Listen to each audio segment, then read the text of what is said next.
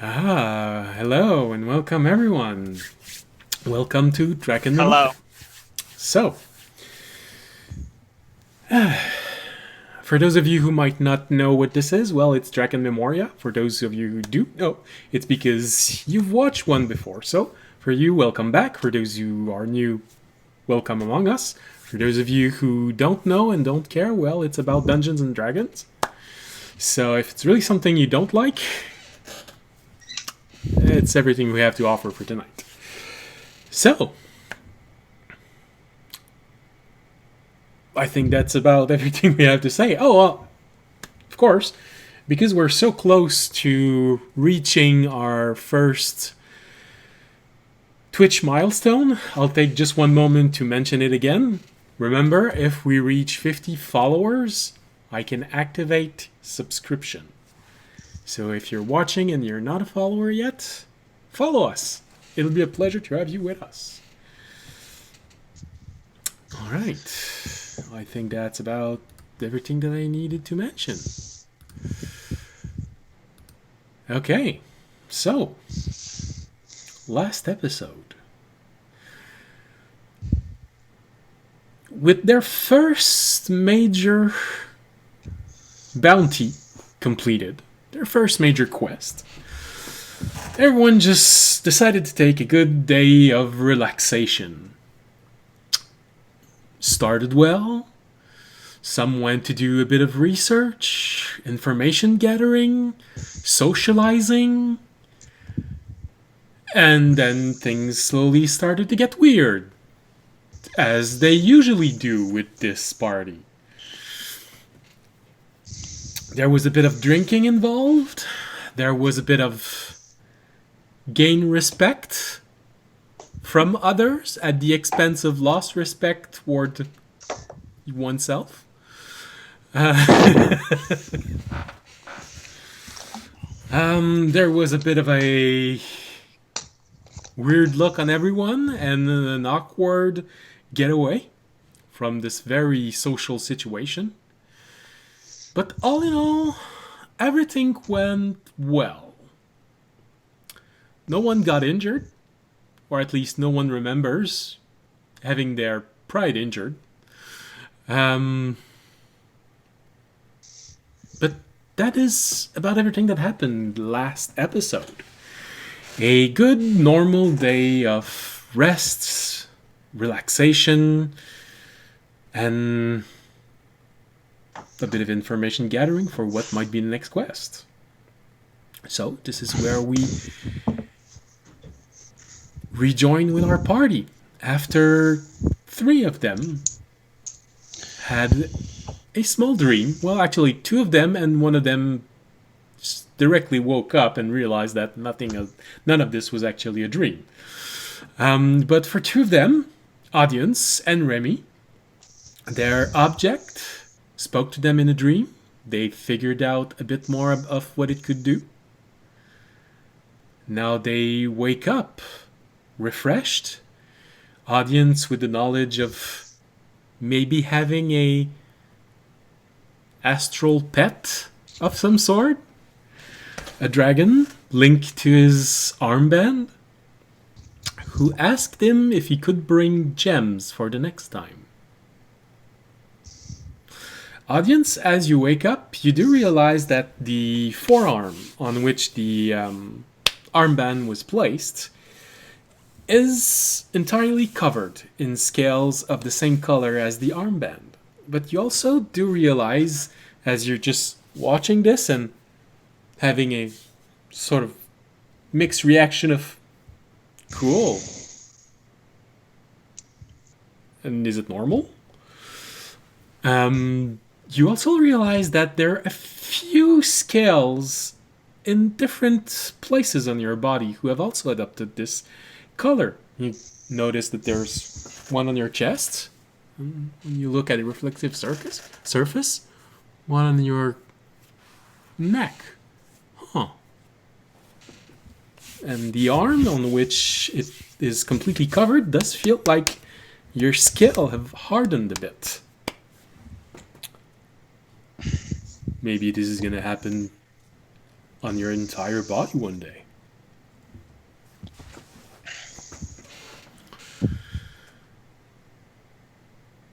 Remy, as you wake up and you realize that this object of yours hinted you on abilities it might have, you do notice that the lantern seems to be in a state that looks better maintained than before.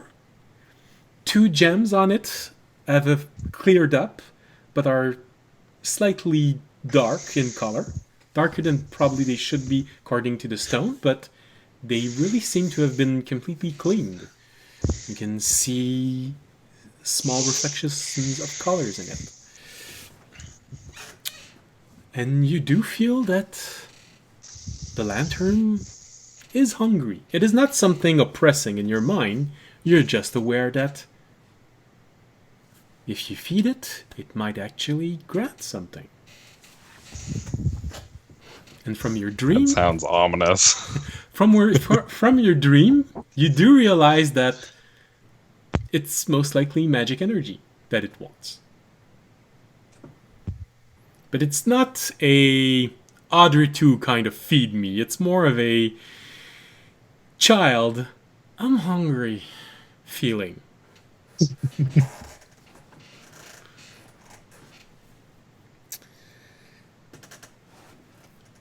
Fisher, of course, you didn't actually sleep. You just woke up and realized that you had a angry ball inside of you. And it's... He's not angry, he's just morning grumpy. Yeah, probably. I mean, you'd be angry too if you woke up 300 years later realizing that you're in a body that you can no longer control. There's probably a little phase of adjustment. Hopefully. Okay.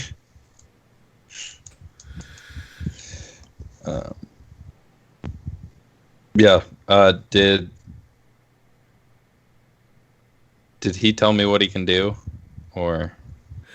Not at the moment. Right now, there was more of an argument about him wondering if you're actually an intelligent being. Right. Yeah. But realizing that you are sentient, because it's the only way that he wouldn't be able to control you. And that came with a little bit of frustration. But as you take in this little argument, you do feel that you have access to new knowledge. And just as your attention reaches down to try and touches this knowledge, you hear Terranad go, Hey, what are you doing? That's mine. No. You said they're ground rules? You asked for this, so this is mine. You walk, I think. You're the brawn, I'm the brain. You're the other brain. No. There's smaller only one brain. What's inside your head is plants. Uh-huh. Sure. I'll just assume you're not really caught up on modern physiology because, you've been asleep for a while, so we'll give you a freebie on that one. But... Well, construct have mostly been the same thing ever since, but I admit this is new. I've never actually had a conversation, or at least what can pass as one, with a construct. I'll admit, this is new. And... Alright. Listen, I'm pretty sure we both said things you regret. But... Nice one. But since we seem to be stuck together...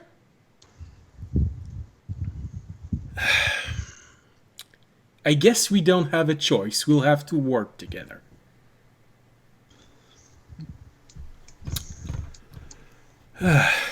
Sounds like a plan. Well, of course it's a plan. I told you I'm the brain. So this is my knowledge. And because of your inadequate power supply, I only have limited access to it. So, unfortunately, you'll have to choose what information you want. I have vast stores of knowledge on history and arcane knowledge in general, and a bit specific.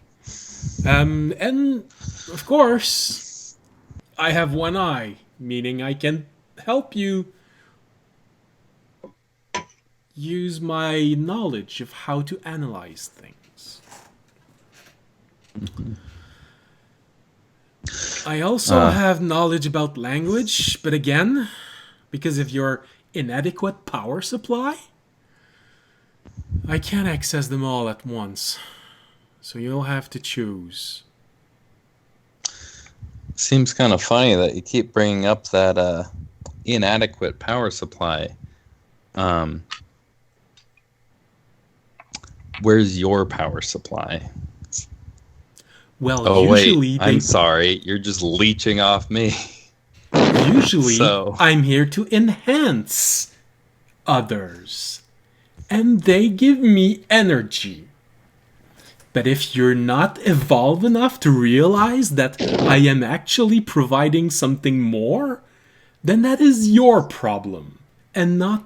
Well, no, actually, it's my problem because I'm stuck with you. There it is.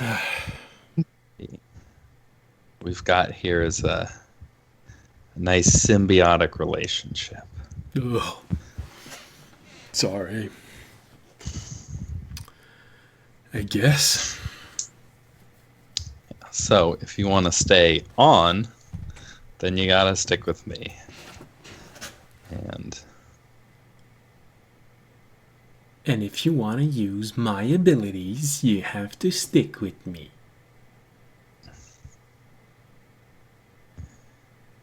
wow. Really thought somebody your age would be a little more mature. I mean, I'm only 3. Even I know that sounded childish. So you were literally born a mere moment ago. That's great.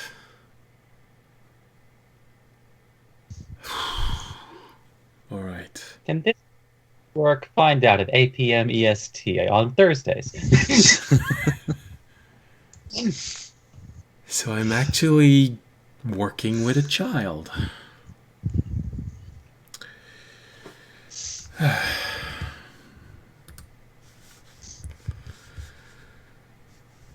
All right. Hold on, I'm gonna go check in your memories, find something more useful than this. Alright, go have fun. Let me know if you find anything interesting. You don't hear an answer. Finally, he shuts up. Okay. Is it still like the middle of the night? No, it's morning. You just came out Okay. of your sentry rest. Uh-huh. You know that there's a good chance that audience, Remy, and Anvara are most likely awake. You don't know about Anvara because you haven't seen what happened, so you assume that she's most likely out and about somewhere. Hey. I'll head back to the inn. Remember correctly, that's where we said we were going to meet in the morning. The question is, does everyone else remembers? Anvara, you wake up in Valtari's room. She's sleeping on the ground on her bedroll. You don't remember how you got there. The last thing you do remember was drinking with audience. Something that literally sterilized your nose and most likely part of your stomach. Alright, I'm gonna lift the blankets to see if I'm still clothed. Yes, I don't think she removed your clothes, which means you do have a sort of an impression of having sweated a lot during the night. You're still a bit damp with the fine odor of morning sweat. Oh dear. Okay. You Get have up. a headache, a really nasty one. What's the D&D equivalent of Tylenol? Lesser restoration. Yeah. Fair. Or you could probably go into town, try and go to the other side where there all of the commerce. There's most likely a chemist there who can mix up a few herbs and give you something which will dull the pain. But I'm hung up. it's Shit, no way I'm walking all the way across town to get lesser restoration. I'm just gonna get up, unkink my neck a bit. yeah, that's Try to- right. You also have that because you do realize that you were in an odd position and goodness, you have a little bit of trouble turning your head to the right. It sort of hurts. All right. I'll. So I just see Valtteri in her sleeping bag, still asleep. And you see fragments of rope.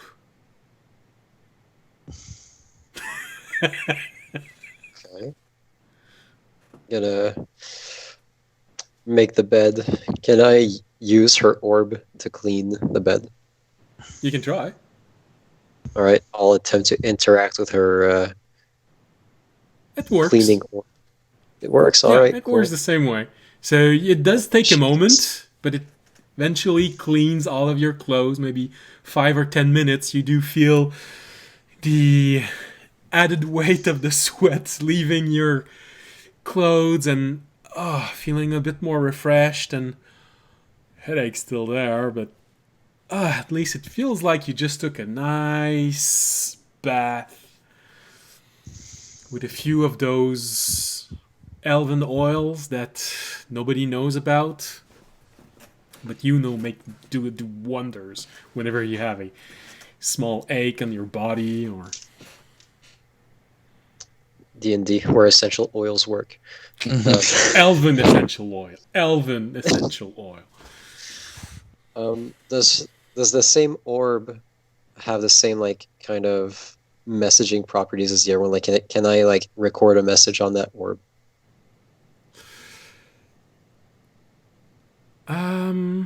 No, you can't Just- record a message on the orb. The orb is a way to control the environment in which you are, temperature of the place, cleaning, soiling if you want. You know, you might prefer being dirty. So it's basically prestidigitation for your room, or for the room in which it is. There might be a way to record a message using your orb to communicate, but you've never tried. So I'll just use my prestige. Wait, do I have prestige or thaumaturgy? I have thaumaturgy. Never mind. I'll use her orb to make. Can I use it like to bog up her mirror to make it like?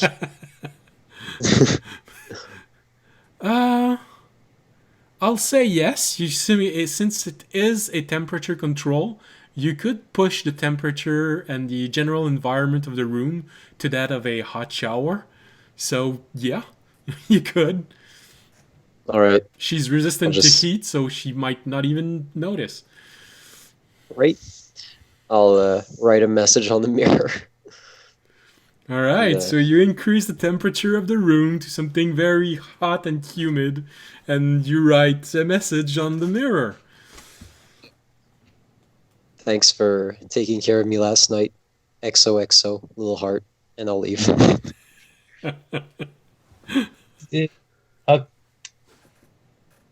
I'm now imagining the same scene, but with lipstick.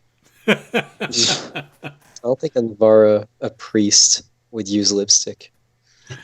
So just a parallel situation. I know. So, all right. In that case. Can I find my way back to my room from hers? Most likely. You can just make a very general intelligence roll. The DC is going to be very low because you've never gone from her room to yours, but you did walk the different corridors. So, but you haven't. No fucking way now. You rolled a I'm natural not. one. Yeah, no, Beyond 20, the D&D Beyond doesn't like me. That's all right. So, That hangover, Just man. So with a natural one, we have to celebrate this. So as you come out of your room, or rather her room, the first step that you make in the corridor, there's the steam of the room that also leaves with you, and you have a gnome watching you leave this room and say, "Ha, steamy night, huh?" And he has this odd smile on his face.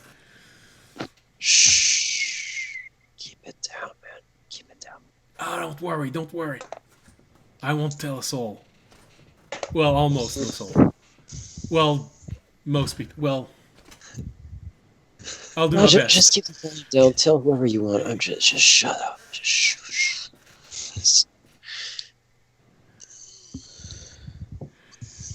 You make a few steps, and everyone hears this. And Anvara, you're not even out of the corridor. And unfortunately, audience is in the same corridor as Valtteri, so Okay. he does see you leave. He does come out at the same time, and unfortunately for your headache, you see him, there's the apprehension, and you hear this ringing bell inside the corridor. It just goes dong, dong. Just kind of reel a bit, just like, oh no, fuck, why him? Like, couldn't have been the bird, it had to be him.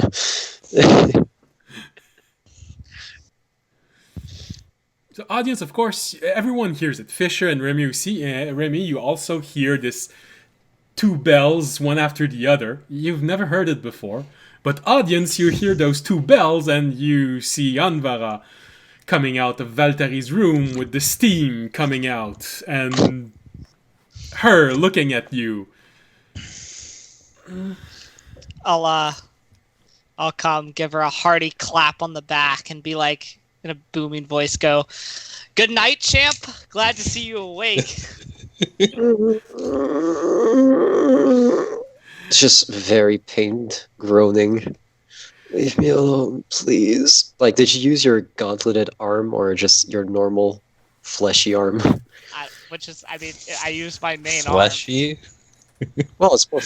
Which is more fleshy, dragon scale or straight up steel? arm. I would have used the arm where scales are now growing on it because that's my main arm. Fuck's sake. Just thwacked me in the back with like a light, like aluminum baseball bat.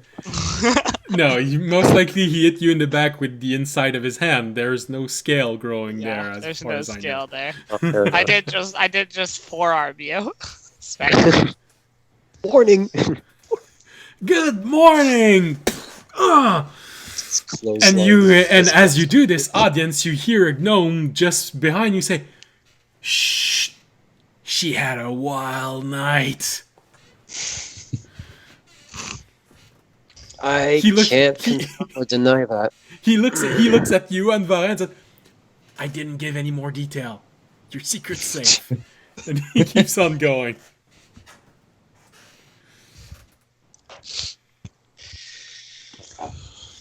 I said, so maybe you've learned now not to drink quite as much. Where's my room?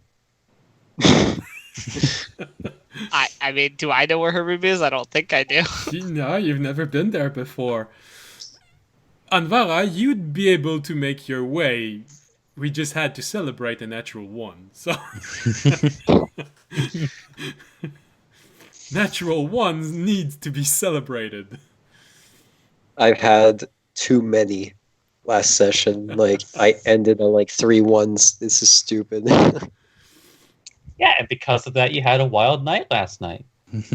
Of which you So remember nothing. All right, he can't help me. I just shuffle away, just dragging my feet across the floor, just feeling my way around the corners to make sure I don't like just fall the fuck over and die. Audience, she looks like an old human lady like this. Audience has a very busy day today. He doesn't have time to All right. make mock Anvara and her saying. I mean, he will go and get that footage at some point, but he has other plans today. Late. All right. So, do you remember that Fisher said you should meet at the inn the next morning? Yeah.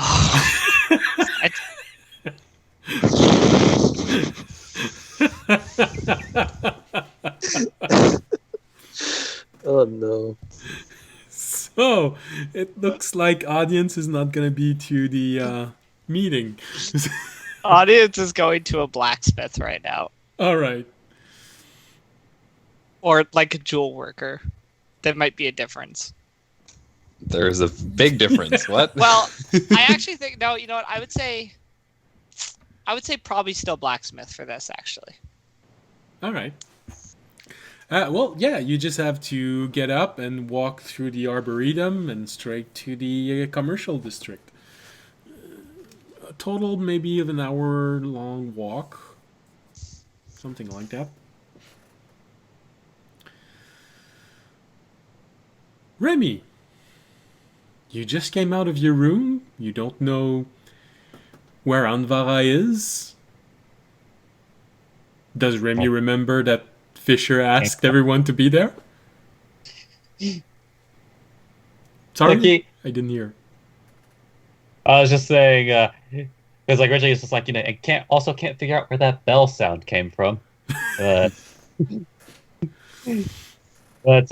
no, he would remember, All right. despite what certain objects would think.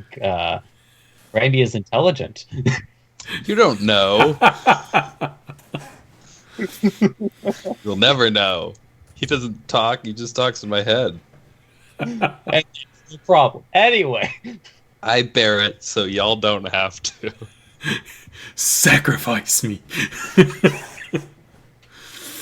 All right. So Remy, the morning is very normal, with the exception of waking up from all that dream about the lantern. You hear that odd noise, but you don't know where it's coming from. You've never heard it before. But, so what do? Do you go straight for the inn? Is there something you'd like to do before?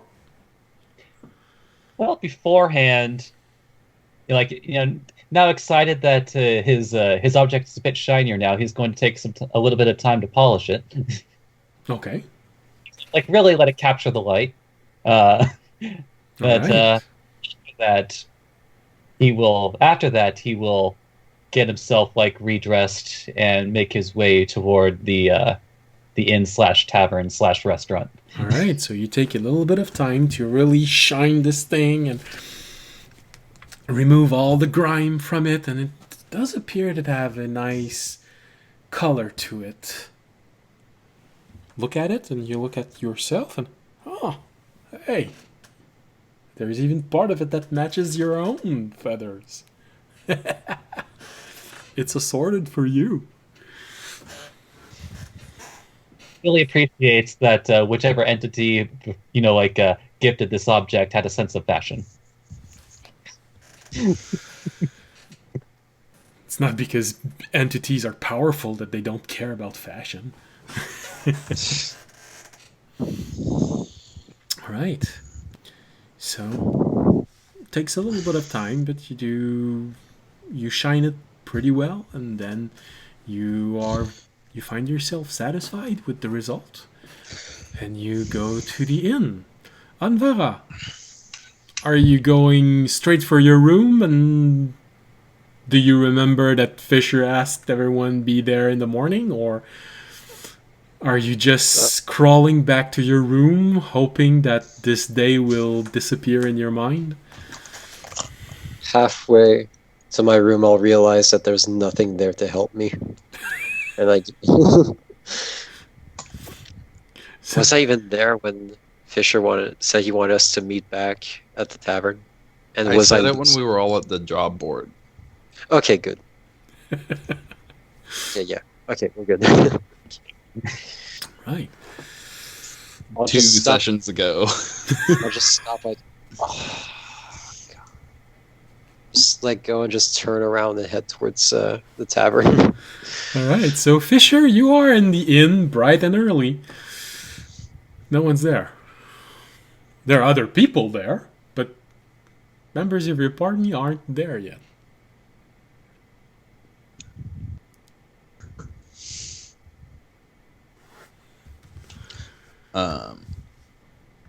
You do notice that Hey. there's a fair amount of gnome right now. Maybe something between 12 and 20 gnomes, all separated in smaller group. 2 or 3 gnomes there, 5 gnome here, 2 gnomes there. There's a few dwarves. They all seem to be in the process of eating their breakfast. You do see maybe 1 or 2 heroes. Again, you recognize Corinth, the turtle paladin.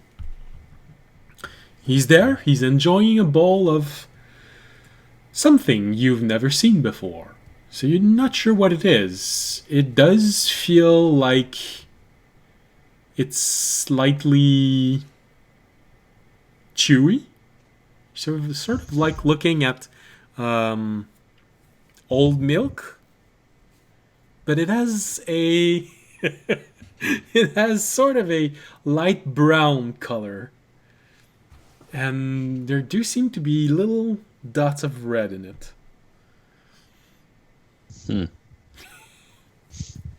You put a lot of Weird detail into looking. Portal's food and drink, my guy.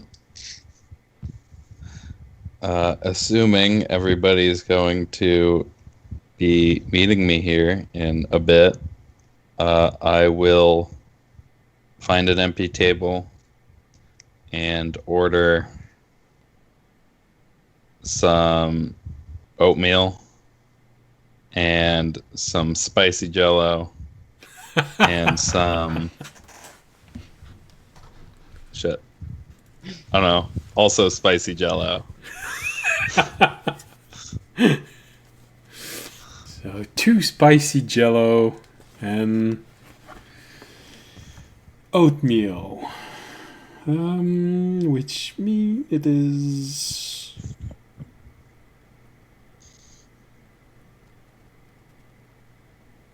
It'll go for a total of 1 silver and 5 copper.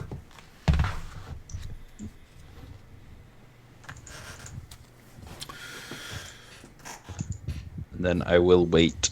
All right. Actually, no, I'll Yeah. also get a I'll ask for like a dirty dish just when they haven't cleaned yet. You do have a bit of a reaction from the warden when you ask him. Okay. Do I want to know why? That's all right. You don't have to answer. Plan a prank, Fair I enough. think. Fair enough. How dirty do you want it?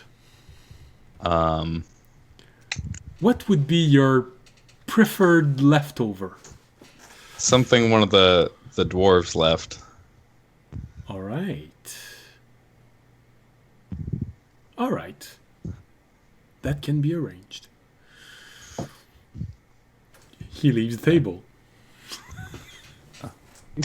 Got that rainy And one. when he comes back, I'm gonna kind of spread everything out around the table and then put the dirty dish right in front of me, like I ate it. All right. So it just takes a few moments, maybe a few minutes, and he does come back and puts everything on the table.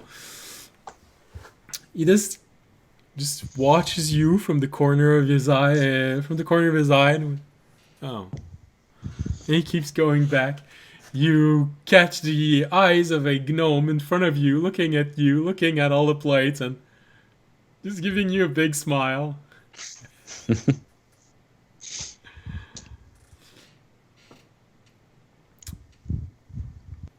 Takes a few moments. Remy will most likely be the first one to arrive as he's not dragging his feet.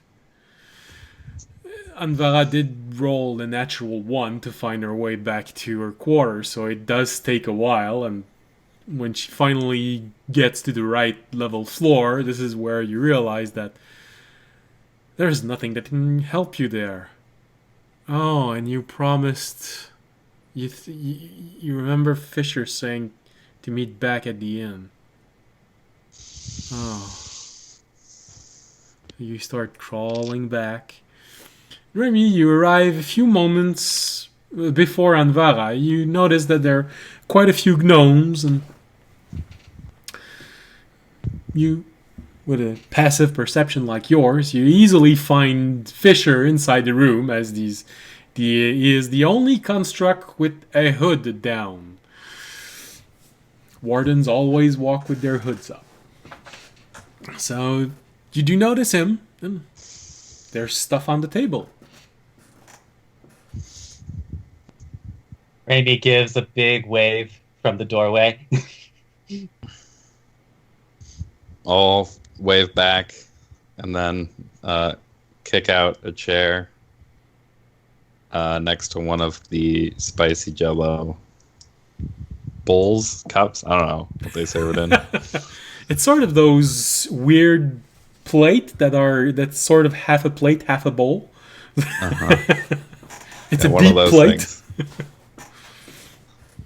Rainy skips himself over and takes the seat you offered him.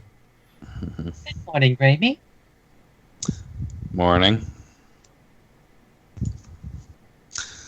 Yeah, I don't really remember what you like, but I remember you generally like what audience likes, so I got you his favorite. Looks down at the spicy jello, eyes, and grabs a spoon.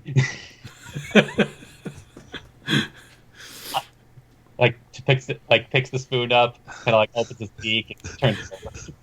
Yeah, it's a bit of an awkward sight because the reason why people can actually eat stuff like this is because they have soft lip, so they can just clamp on the spoon and take it out of their mouth. But when you have a beak, it's not soft, so you see him just take the spoon and shove it inside, and then twist it around and take it out and.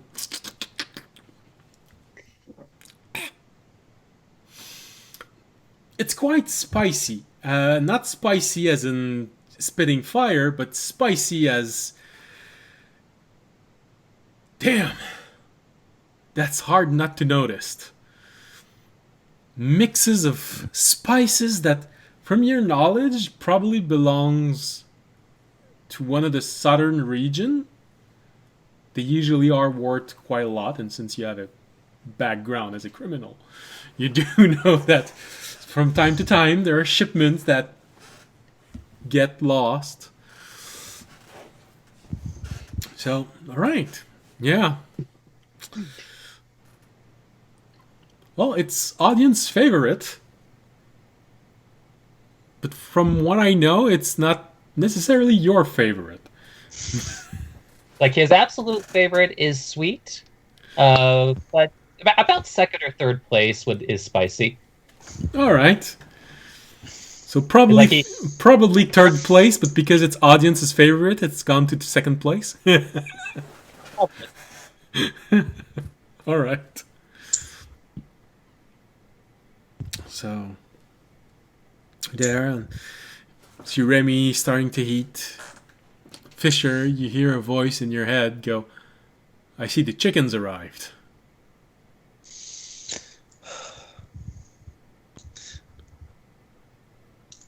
I'm gonna respond with,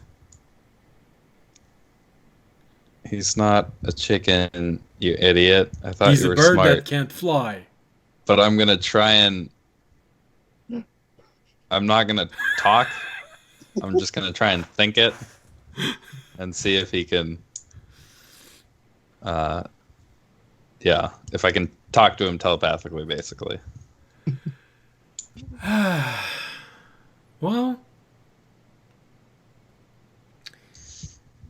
fortunately, it wouldn't. Well,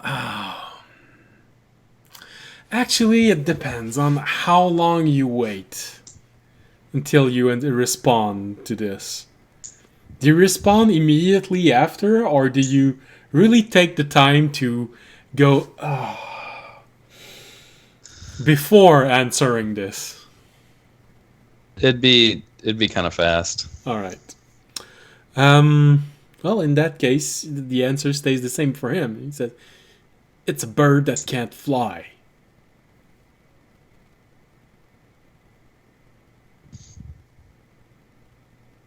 That's your understanding of avianology is lacking. In what way? There are not There are a more lot of birds birds that than can't fly. chickens There's can't chicken, fly. there's turkey, there's a big bird in the middle of the southern region. They call it an ostrich. They're all birds that can't fly. And of all of them, you went with the chicken. It's the only one that comes in black format.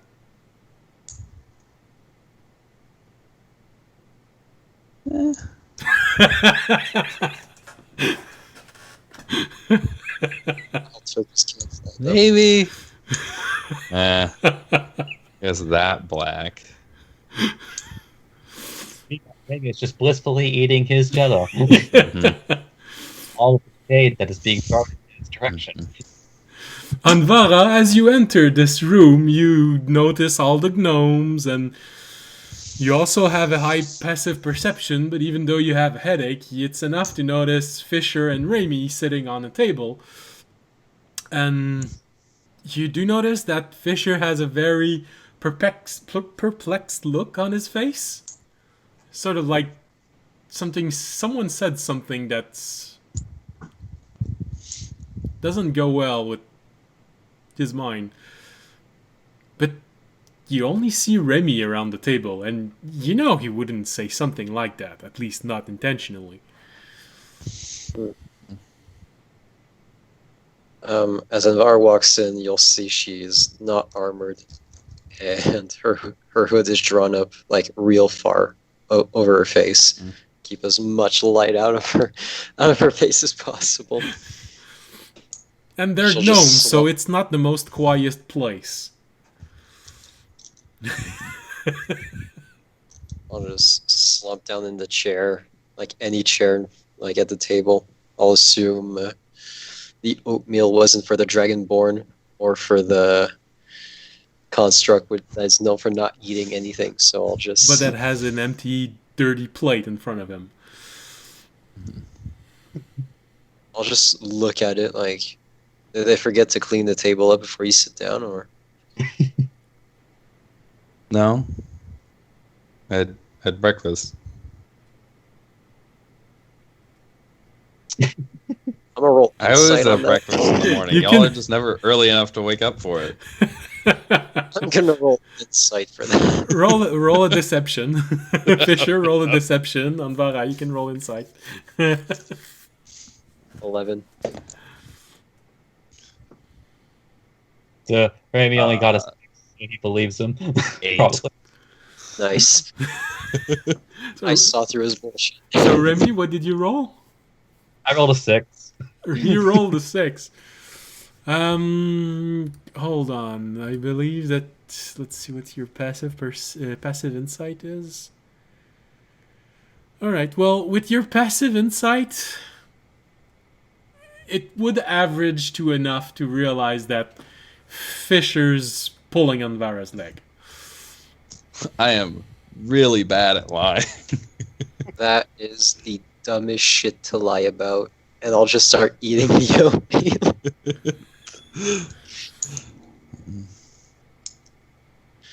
Fisher, you hear the comment, and now we have the nun. The only two missing are the cultist and the tree hugger. Hey, One of at those least is I'm pretty related to fair. religion shit. Oh, Colt. Yeah, I'd agree with you on the cultist part. And because I find that rather amusing, probably say that out loud. So Anvara and Remy, for some reason, well, Anvara, you could think that he's referring to what you said, but also it would be the first time that Fisher would say you're right on something like that. Good, buddy. Hmm? Are you okay? Yeah. Why? You're eating, and talking to yourself. Are you okay? Oh, sorry. I'm not talking to myself. I'm talking to Mini-Me. And I'll tap my chest where there's Mini-Me. now a faint light shining through my chainmail. Mini-Me is not a valid reference in D&D. Mini-you. Yep. Huh? You have a kid? Well, as he taps on his chest, you do realize that his chest sort of has a Iron Man feel to it, as in there is a faint light right about where his heart should probably be. Go. You immediately saw I was bullshitting you about eating breakfast. And then you go ask if I have a kid? Come on. You said mini-me. What the fuck does mini-me mean to them? Like does Austin Powers exist in D&D? No, Like, but No. there's 1,000 ways that you can interpret this. You know, it could be a magic spell. It could be the effect of something. There are Yeah, spells and which Lars- allows you to clone someone, to duplicate someone, to shrink someone, to... And Vara's not in the mood for mysteries. She's in the mood for oatmeal and painkillers. Mm-hmm. So you probably wouldn't get our cultural reference of mini-me, but you would definitely be able to interpret this word for word. Yeah, a mini-him but smaller. Yeah. A kid, you know, Yeah. from a construct. Maybe just My, like my smaller object woke up. onto the table. You what under the table? Instead, like on top of the table, he makes like a miniature version of Fisher with his minor illusion, and then cocks his head. Cute. And I'll just keep eating my oatmeal. Yeah, nah, he's not that cool. He's kind of a dick. Oh, and how would you know? Not like you have one. That's fair. Oh, At least I God. have, you know, a body. You're just a little ball. Well, you can't say that I can't roll around. I want to see you try. And can I open up the chainmail and try and take him out and put him on the table? It would take a few moments, but yeah, you could. Aye. Meanwhile, Raimi now has this image of a dick in Fisher's chest. So I slowly pull out this ball that's got like crystal ridges around it that go from one corner and then like meet around an iris that's glowing on the other side, and just put it on the table. Does it roll? That's your route. It does feel like there was a bit of wordplay with his answer. He rolls as in he turns around as if you just placed an eye on the table. But he doesn't roll to move away. Like he like spins? Yeah. Like to look at stuff? Yeah, that's cool. See? That's rolling around. Say it's more spinning. Anvara, you see this mechanical eye on the table who just starts looking in every direction frenetically. So that's your object, huh? This Meet Terranad. All right, Raimi, where's the body? Where do we gotta bury it? Terran. You see the eye turn toward you, Remy, and you see the iris just go a little smaller again. Fisher, you do hear Terranad just go, try it.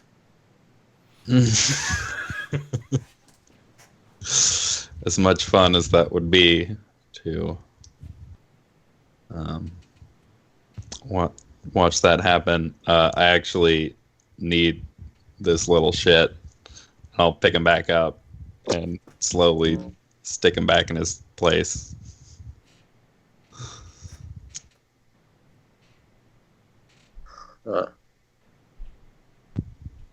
So you get a sentient ball as an item, and I get a shoulder cloak. Man, that is something. Like Yeah, well, I'm just like your shoulder cloak doesn't insult you all the time. I'm just like wondering like how like they assess like what needs to be created, and when this dude came out on the list, like, yeah, this guy needs to exist. Yeah, he'll be. Well, they didn't make him, right? They found him. Yeah, no, I mean like The garden didn't make any of them. They started to appear inside their vault barely a week after they got there. But yeah, probably in history, someone actually made them, but not the garden.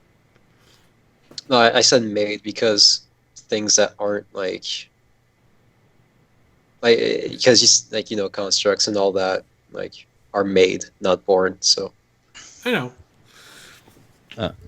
Most likely he didn't start out like this.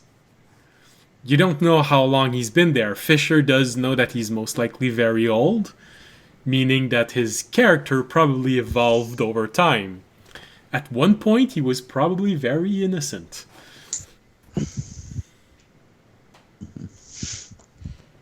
all right. So go ahead. In response to Anvara's comments, Raimi just puts down his lantern and like presents it with jazz hands.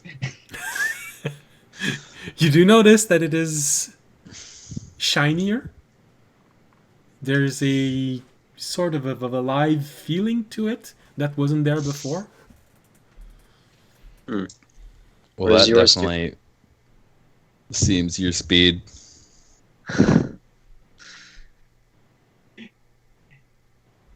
Actually, like, you know what? Right at that point, Raimi takes one of his talons, touches it to one of the more active gems, and kind of just lets arcane energy flow into it. All right. Did you put an entire spell slot in it to really activate it?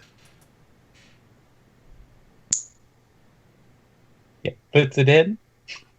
I think your microphone is having trouble. It's not sensitive enough because it often cuts up to one or two words from the beginning of each sentence. So here, let me. All right. turning it up all the way. Let's see if that changes anything. Because I haven't changed my settings. So Raimi puts arcane energy into the gem that he's touching. All right. So you let flow one level of arcane energy inside it. So you can just mark the spell slot used, and you see the lantern lights up. It has a light that is as strong as a torch, a light spell, and it is bright. Anvara, it is bright. Yeah, I was looking straight at it when you lit it up. Oh, was this dude just like clicks a flashlight right in my eyes? Like, god damn it! It's like someone using a light spell just in front of your nose. Just maybe pull just the hood down and face him back up. It's like, ta-da!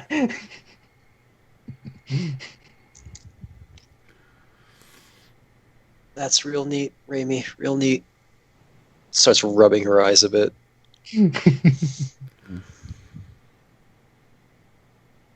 Having a rough morning. Big party at the temple. I didn't pray last night. Oh god. Oh dear. Maybe this is your punishment. Maybe.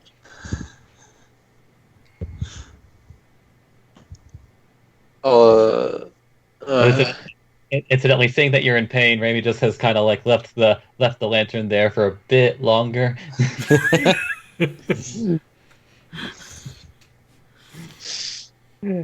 I'm not looking at it. I just pulled my hood over like the side of the face that was getting exposed to the light.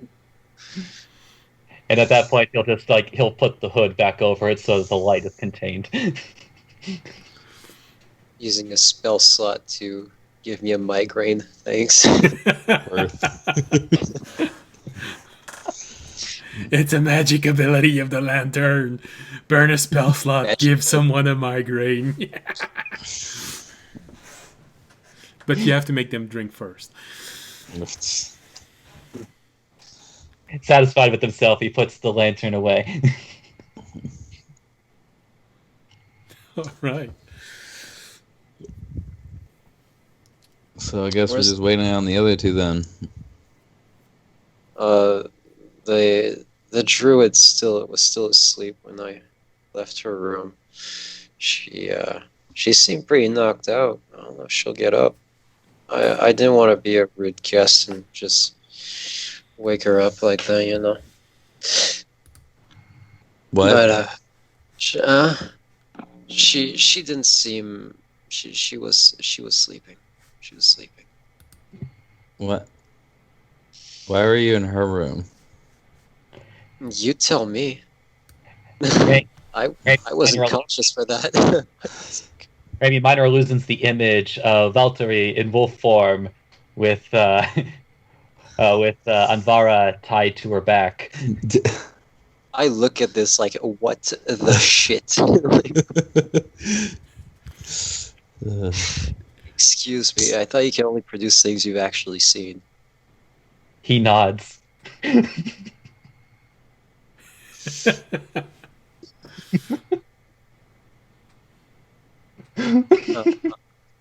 I'll look at audience. Audience is not there right now. He's not there. Oh, that's right, he's not fucking there, god damn it. He didn't going remember that he was shopping. supposed to meet everyone. He went right for something else. You prick. Oh my god, okay. Right now, he's Like- probably a few minutes away from reaching the commercial district on the other side of the Arboretum. I rolled He's two the only memory one who has rolls. answers. I rolled one to see if I initially remembered, and I rolled a second one to see if I remembered halfway over there. I failed both of them. Oh, then he's probably lost inside the Arboretum right now.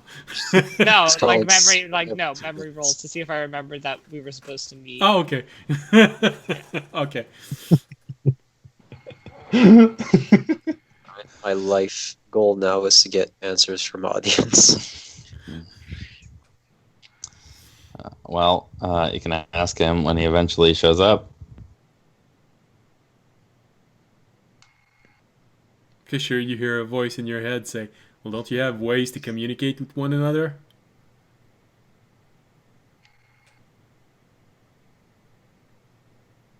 I thought the orbs only worked to talk to the garden. Do I have that down wrong? No, they are used to contact the garden, but the garden can repatch you towards someone else. They actually did that before. Here Kind of I like- was thinking Syrah, well, just stood up and then the dwarf sat down at the same. Okay, yeah. She's the logistic officer, so Uh-huh. she knows the inner working of this communication Telephone device. operator. Like Syrah, open contacts. Call on. Yeah. Ugh, fine. I'll take out the orb. And yeah. You take out the orb. It has a faint green glow at the center of it. I'll dial up Syrah. Yes, this is Syrah. I wasn't expecting someone to call me from inside the garden. Yeah. Can you patch me through to my buddy Audience? It's most I likely believe easy he to may do. have gotten lost. Hold on. Audience? Yep. Make a perception roll. Okay. His phone's on silent. Nat 20. Oh, goodness. Extremely perceptive. You hear a high-pitched sound and you feel something vibrating inside your backpack. Everything suddenly seems so much clearer. Hey, brightens. I could see all the colors of no. I can see clearly now.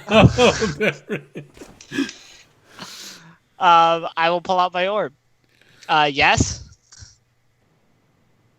Hello? Fisher, you hear audience Dude. voice. You coming? To what? You not remember yesterday we all met up at the board and then I was like, why don't we meet up tomorrow and talk about everything and see what we want to do next? Right. I forgot about that. I actually wrote down a bunch of stuff I'm supposed to talk to you guys about. This time you wrote it down. You remember that, but you don't remember what to actually show up. I did remember that there was a meeting. I just thought I had to plan to just find you guys later today. Well, your spiced jello is getting it's I'm not changing. like- I don't think jello changes. I'm pretty This- far. it's fine. I'm pretty far away. I'm in like the commercial district right now. Yeah, you really What? just entered it. So, Fisher, you know he is about an hour, maybe an hour and a quarter away from you.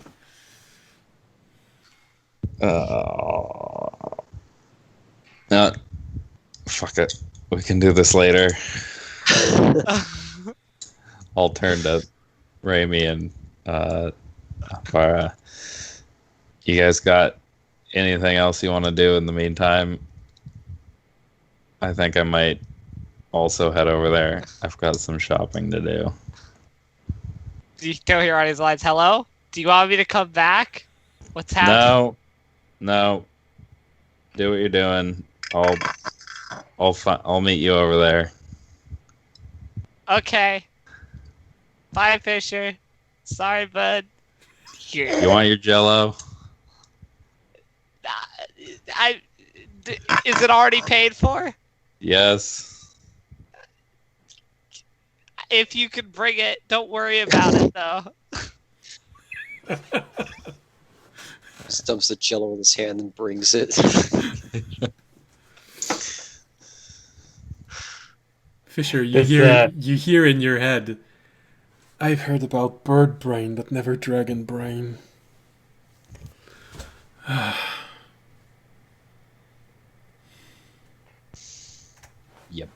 Yep.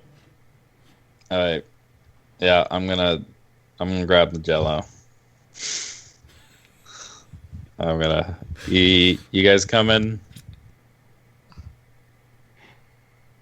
Yeah, I guess if I'm finished with my oatmeal, I'll get up and follow. Yeah, Raimi got up and immediately tripped. um, that's what the rolls were for, incidentally. Okay. All right. But a book falls out of his bag. Kind of looks at it, goes over to it, opens it, and remembers, oh, that's right, I did steal this. You And then dropped starts something, bud. looking through this book again. All right. Which was this book again? It's, for the audience at home, not to be confused with the audience on the stream, this is a ritual book. Oh, okay, yeah. All right, so it is a small book. Actually, they never really described it, but I can easily imagine it being sort of a smaller book than a grimoire. So, It's like a little pocketbook, kind of. Handbook version of a wizard spellbook. Fewer pages. Yeah. half the page for the same price. So, all right. And then on our way out, I'll ask the warden at the bar if Valtteri shows up, the purple one with the horns. Yes, I know who Can you she tell is. her we're audience forgot, so we're actually gonna be in the commercial district. Very well. Thanks. I'll leave. It was my pleasure.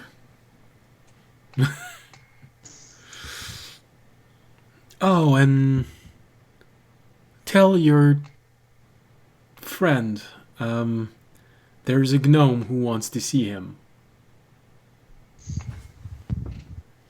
The big one. Yes. Does the gnome have a name? Hold on. Why is my mouse stuck on a single screen? All right. Yes, it is Ranis. He is the head engineer of the gnomes. It was something about a recording he wanted to have.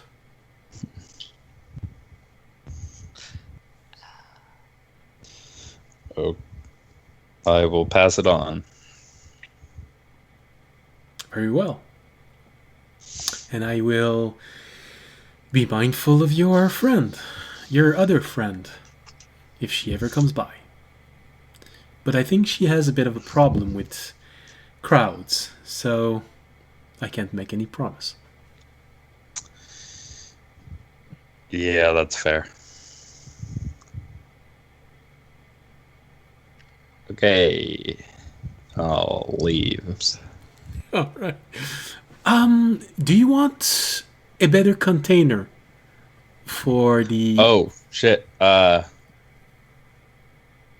Sure.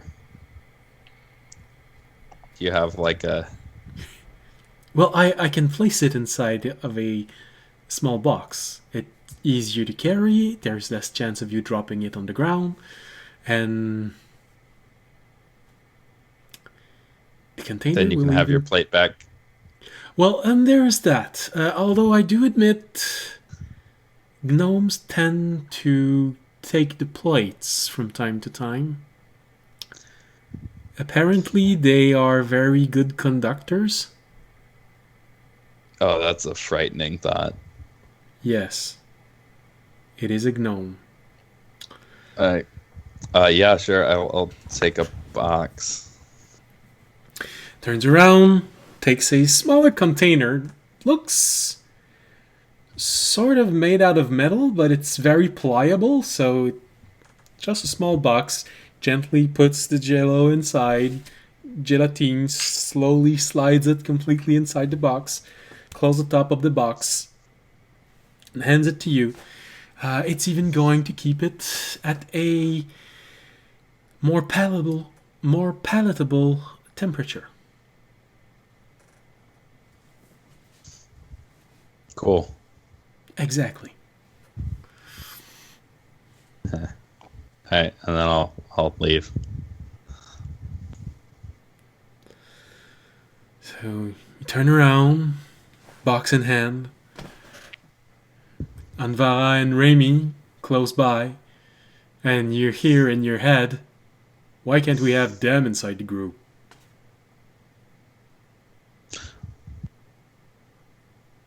You know, I haven't asked. And you want to argue that you're smarter.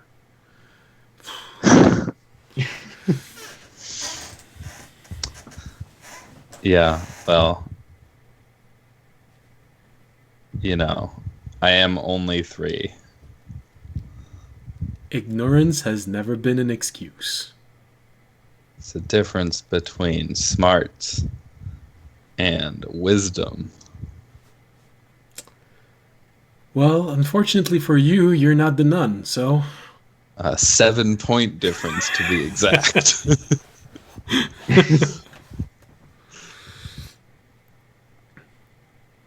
For some characters, it's a 1-point difference. For some characters, rolled not shit. Well, you are only yeah. 3, so... Alright. Heading to the... Yeah. You're starting your Martial hour-long trek toward Audience, who has gone off on his own and is now in the commercial district. From your perspective, the conversation is just ended. You still have the sphere inside the small ball inside your hand. And you just said bye. Alright. I will keep on heading to the blacksmith. Alright. Because that's where I was headed. Alright, well, easy enough. You do find the pillar where they have all the shops using metal. So there is an armor smith that uses metal. You also see one that mostly works with leather. And one that you feel is most likely somewhere in between and also use exotic material. I will go to that one then. The one with exotic material, alright. Yeah. So you enter, you see a dwarf. He's not too old, still very young, but he does have a full beard. He's currently working with pliers, with a fine metal thread. And he's just twisting around. And looks just next to him, and you hear him yell to someone else, "Could you bring me the acid that we bought yesterday?" You hear the voice, most likely a gnome, answer, I think we're gonna have to get more. Then he looks up and, oh, customer. Hello. Hello. And I'm gonna pull out my other chunk, the one I didn't give to Audience. The one that you didn't give yourself? The one I gave to myself of Dragonite. The other watermelon chunk. All And right. I'm gonna say, I was wondering if you could turn this into medallions in this symbol, and I'll point to the holy symbol around my chest. That's on my chest using this material. Oh, yeah, they did warn us that they got some shipment of more rare material. Well, of course, could just take this, have it smelted down, and make a medallion of it. You'd probably be more. Well, I can try. It's probably going to take a little bit more time than you have if you'd gone to someone who is maybe more of a tinkerer or a jewel maker. But I can definitely do something with it. If you don't mind, I'll just take your symbol and make a print of it. Yeah, that's fine. All right, take the symbol. How long will the print take? Just for the print, come back in 10, 15 minutes. It should be done. But the Okay. metal itself is going to take a bit more than that. I'd say Yeah, maybe come back tomorrow. Okay. 10 to 15. I'll just wait there then and just look around if it's gonna be 10 to 15. All right. So he takes it. You see him get off of his stool, and he goes behind, and you hear the dwarf and the gnome talk. And well, just hand me this. No, the other shelf. Yes, all right. And they start making this. You hear them mixing a few things, gathering a few material, most likely. So while they're doing this, you're just looking around and seeing at what they might be. What might be interesting inside the store. Yes. All right. So the obvious merchandise is everything that seems to be made of mixed material. So anything that would be made of leather and metal. But you also see a few exotic materials, some things that looks almost paper thin, but seems to be very resilient, has a bit of a shine to it. You do see another one of those chainmail poncho that Garthane was wearing. Just looking at it like this, you see that it can be pinned right under the arm. So you'd say that it's most likely going to give a protection very similar to a chainmail shirt. You do see a few armor, which you're not sure what the material is. It does look like a sort of leather. But it is bolted to metal, but the leather itself does have a very coarse feeling to it, but it has a reflective, slightly shiny appearance to it. The only thing I'd say you've ever... Well, make an intelligence roll. Actually, this would be nature. I think... Is that not also intelligence? Yeah. I just look at what nature was. Yeah, it's also intelligence. Yeah, 5. 5. Well, you look at it. You look at yourself. Hey. Looks like scales from a dragonborn or a lizard. Well, one is unsettling, the other one is interesting. Interesting. So most of it is armor like this. Mixed material. You see a few material that you're not sure what they are. They're very shiny. They have different colors. You see a metal that has a slight blue a blue color with a reflective, sort of a reflective surface, as if it was polished. But when you just slide your hand over it, you realize that it's not polished. It's a bit coarse, so it's the material itself. Most of this you have no idea where it comes from. But it's exotic. That's, especially with a 5, that's something you can say yourself. Exotic. I'm not gonna, I'm not looking to buy anything. So more just, I'm like, this is cool. Look around. Just waiting basically for All right. the print to be done.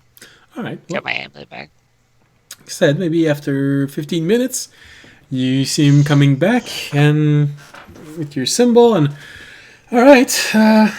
Well, that's everything we need. We'll get on it right away. And don't worry, we made 2 molds. Gnomes. And how many amulets do you think this will be able to make?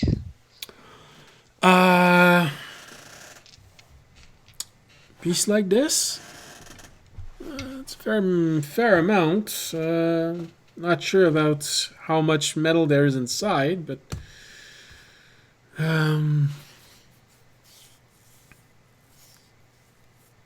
maybe 3 of them.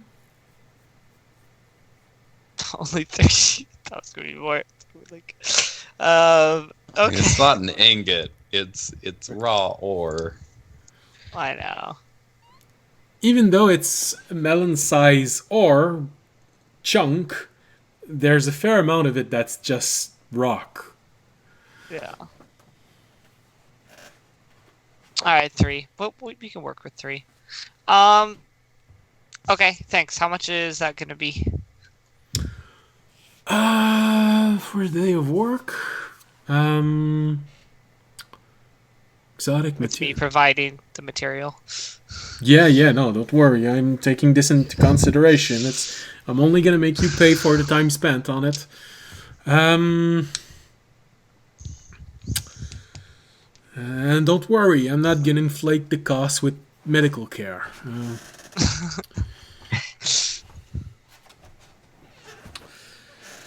Um, 3 of them, material exotic. It's about 20 gold each. Feels like a fair amount of money for the time that I'll have to put in and the material that I have to use to extract the ore. Okay. While I'm here, I was wondering if you could change 400 copper and 200 silver into gold. Well,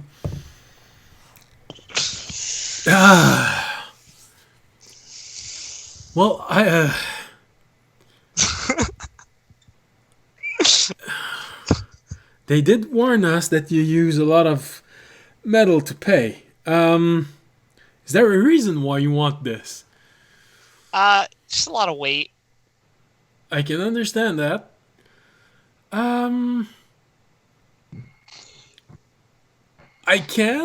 I'd rather not. I still need to have a little bit of it in case someone else, another one of you adventurer, come in and actually gives me a lot more money than they needed to.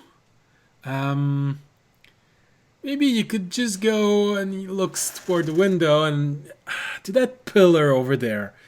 Usually those who deals with jewels have a lot more money lying around. They're used to buying and exchanging stuff. What if I pay you an extra 3 gold to exchange for me?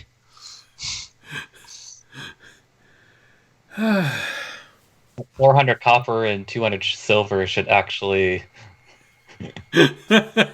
Shh. Lord.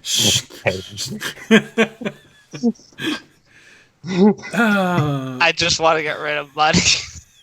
No, I mean, get rid of weight. Okay. Well, yeah, sure. All right.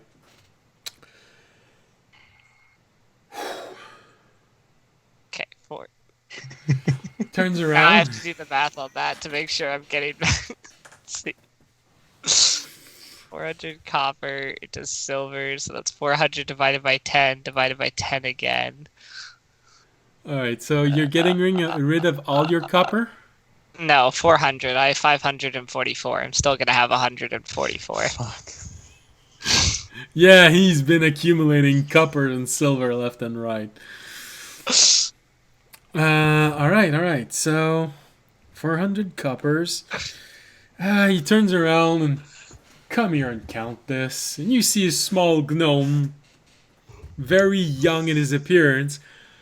Oh, okay. And 1, 2, 3, 4, 5, 6, 7. And he starts counting. And after a moment, That's 4 gold. But yeah. After a moment, it stops being in common, and he starts counting in. Well, actually, you can understand it. So he starts counting in Gnomish, which is quite a lot faster than speaking in common, and counts everything. All right, That's 400 copper, 400 copper. 24. And how much silver did you say you wanted? 200. 200. 200, which means, alright. 1, 2, 3, 4, 5, 6, 7. Alright. He takes a box.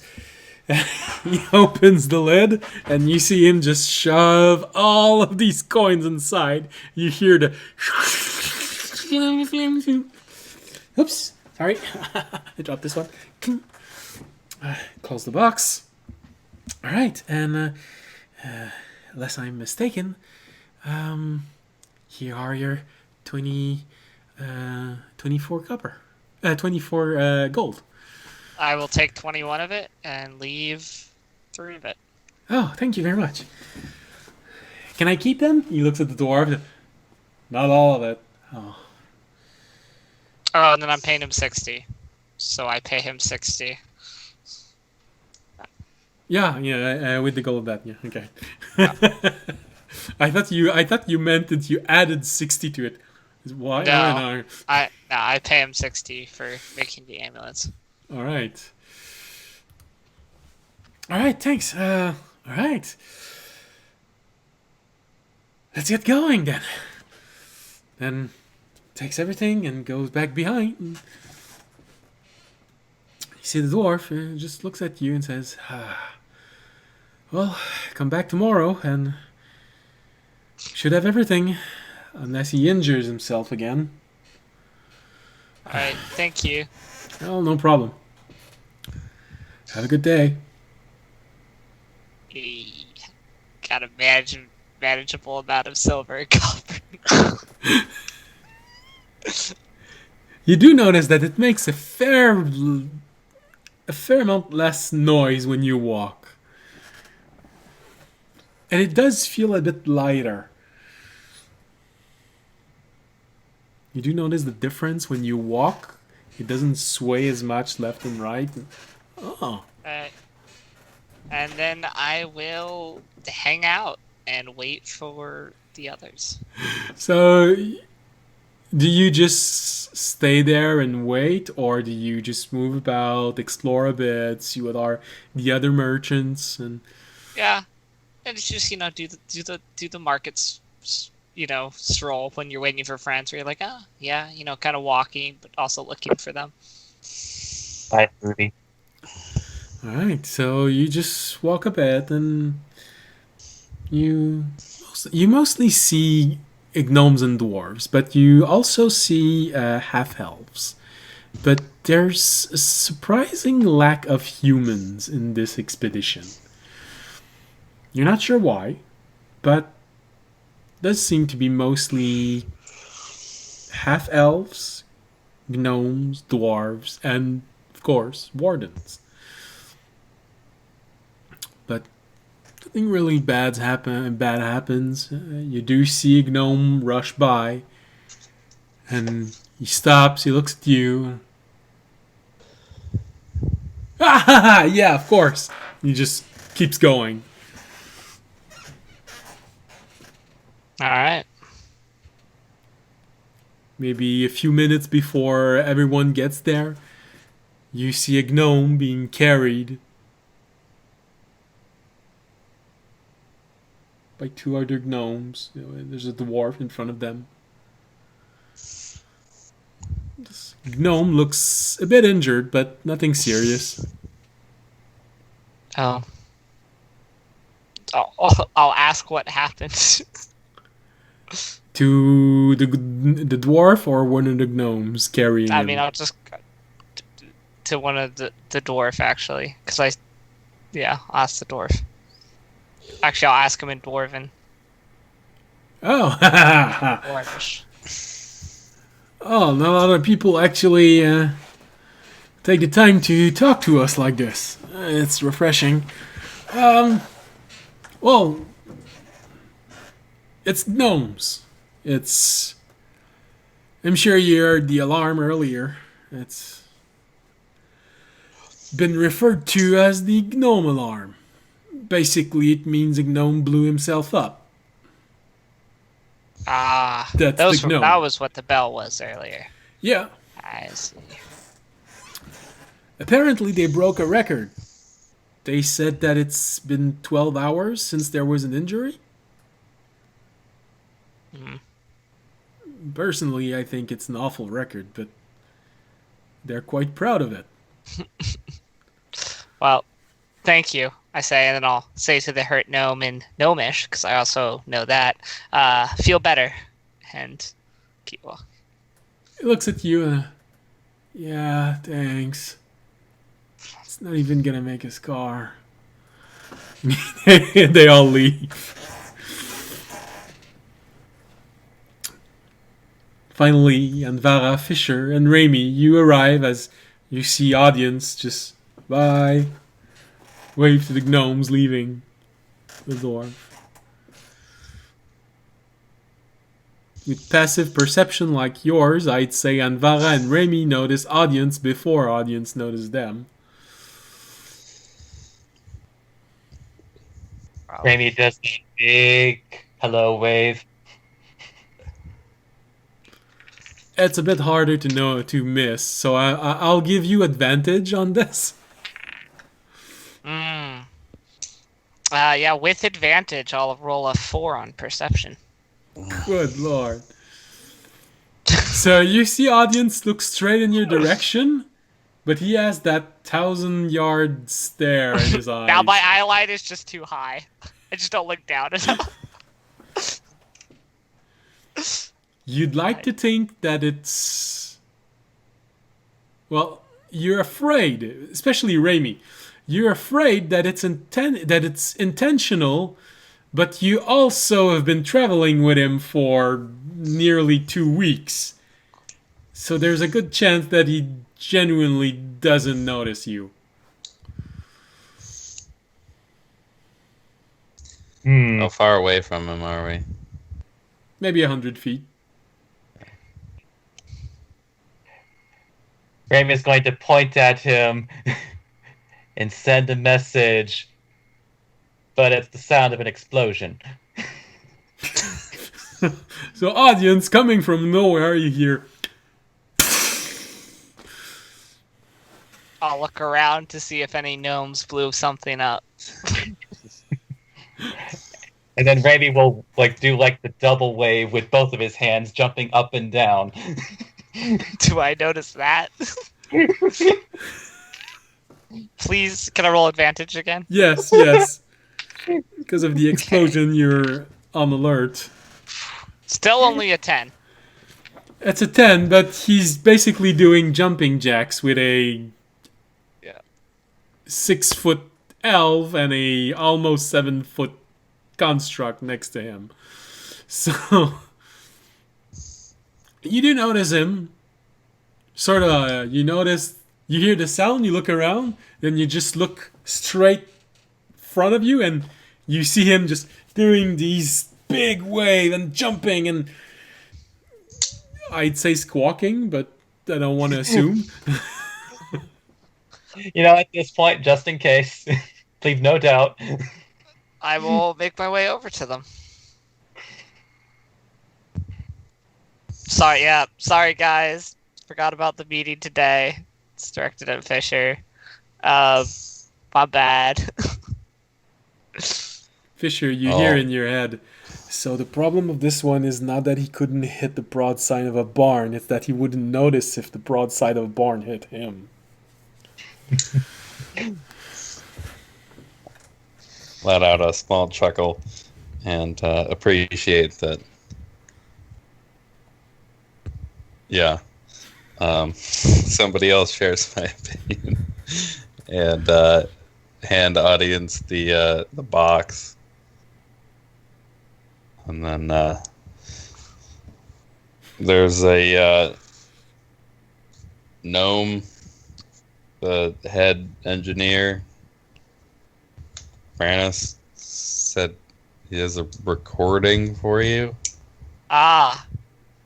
Advar, you might notice me give you a slightly guilty glance if you're looking at me at that moment. With a passive perception of 15, you're just next to him? Yeah. She noticed. I'll say, oh, good, I'll go pick that up later. I have a question for you, Paladin. Yes. Why did the bird show me an image of me tied up to a wolf? That was not my fault. When you were passed out drunk at the bar, I was just gonna take you back later. But Valtteri insisted that you needed to be helped then, so she turned into a wolf, and I strapped you to her back, and she carried you, I guess, back to her room. Prior to me being tied up, what happened? When you passed out, Yes. you drank a lot. Did I? Yes. Well, not a lot. You drank a very strong drink. I drank. Yes. Why? Yes. I Did bought you- you a very strong drink and you drank it. Oh, you did it on purpose. I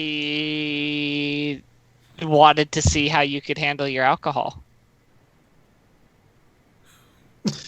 So You offered to finishing cloister it. You none finishing ever it was on clear. you, though.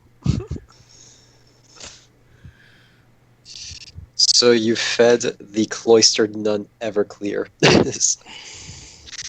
I mean, I fed you a sip. The rest was on you. I am not a wasteful person. So, apparently. Fair enough. Nothing bad happened. I'll take it as a win for now. I'll give you another. And what was that about a recording?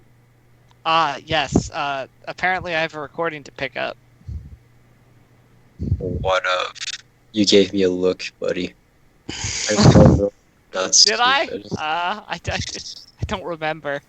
Maybe you looked a little hungover, you know. I'm gonna roll insight. Go ahead. You look at him. Perception.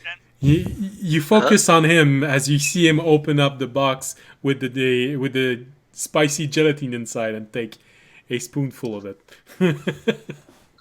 I got a 10. What'd you get? Oh, I guess remember. Okay. I got a 15. You Alright. believe fine. him? Ain't that some shit? My +6 to insight didn't help me this time. Well, at least you didn't get a natural one. How uncharacteristic of me. All right. Oh, by the way, during this exchange, Raimi, with his head down, has started to slowly walk away from the group and finds himself a spot on the street and just hugs his legs. I want out of this conversation. I'm gonna follow him. Most likely because of your passive perception on Vara, you'd notice it.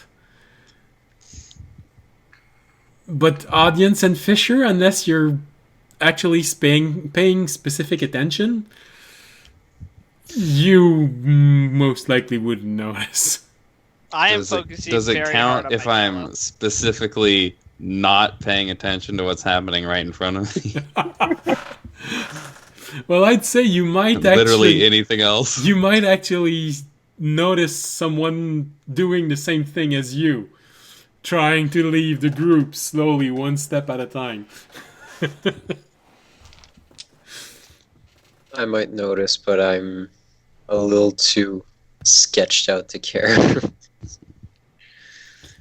So, Fisher, I would allow you to make a perception roll if you wanted to. No. It's a 4. You don't see Remy slowly leaving the group and hiding in a corner. You know, he's so far down. It's just like I'm looking up here, he's down there.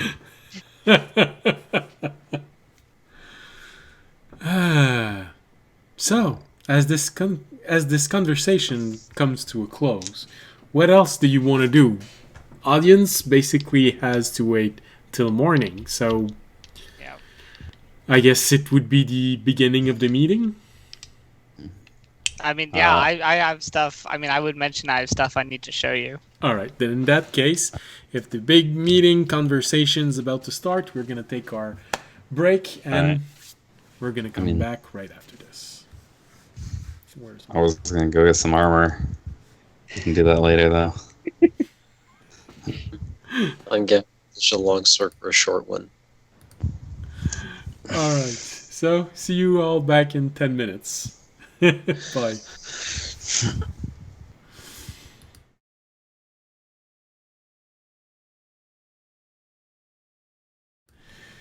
Aha, welcome back. Welcome back. We almost didn't make it, but we managed. All right. So for those of you who might be wondering, we actually had a very interesting show from audience who tried to give us a good view down his shirt. Subscribe to OnlyFans. All right. So, jokes aside, let's get back in. All right. So, you are finally all together. Fisher, you look at everyone and say, "Oh well, I'm here. Might as well get an armor before we start." Is that about right? I mean, I was gonna wait. Oh, okay. Try and wait for Valtteri, but Apparently, she's overslept really hard. yeah, she's sleeping in. Then might as well talk now. It's the problem is the rooter. You know, it's a small organ inside tiefling. Well, I don't know why you think everybody's there. I mean, with Fisher, like, Because I rolled a 4. See you leave. with Fisher, no, he could record a message and have it sent to the tiefling so that she could receive it later and get like the whole meeting in a message. I feel like Record. we're abusing the powers of this. Hey, you're giving us the Omni Orb. Let us use it. Well, you'd have to ask. You never tried this. We can ask the creator, Jeeves Sobs, if he can explain what he can do.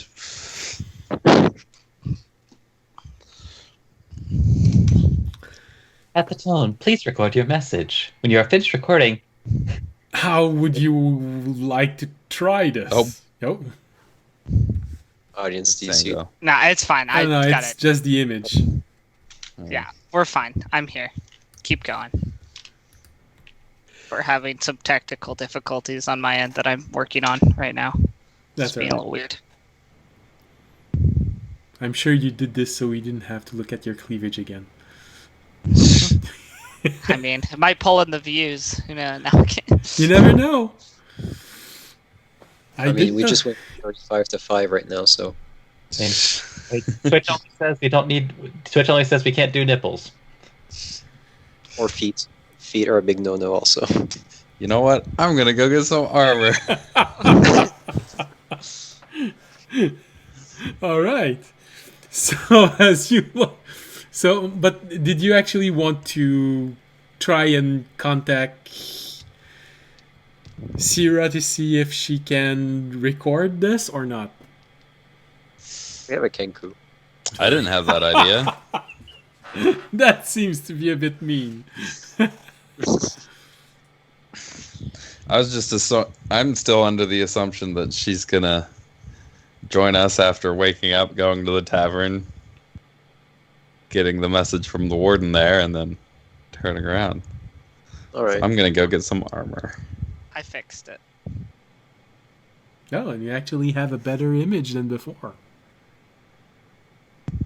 Less grainy. Nope. Oh, Never it's mind. back. All right, so you're going to get armor. What armor? I am looking for some splint. Split armor. Exotic. All right. So yeah, that's what I was gonna say. You'd most likely have to go exactly to the shop where audience was, as it is an armor made of both leather and metal. But yeah, as soon as you start looking around, it's made to be clear for gnomes how to find something. So unless you really want to roll, I'd say you don't actually have to roll to find this shop. Yeah. No, I'm just gonna go there. Do you really want to submit yourself to the comments of your orb? I'm not gonna risk that. All right. So you look around and, well, do you say it out loud or do you just leave the group as everyone is looking awkwardly at one another? No, I'm gonna do the break the awkward silence with a, well, I'm gonna go get some armor. And then, yeah. All right. So as this awkward moment comes to a stop, with audience talking about their recording, and then one just looks at one another, and you hear Fisher say, "Well, I'm gonna go get some armor." You just see him slowly walk away. Audience will call after him. Aren't you made of armor?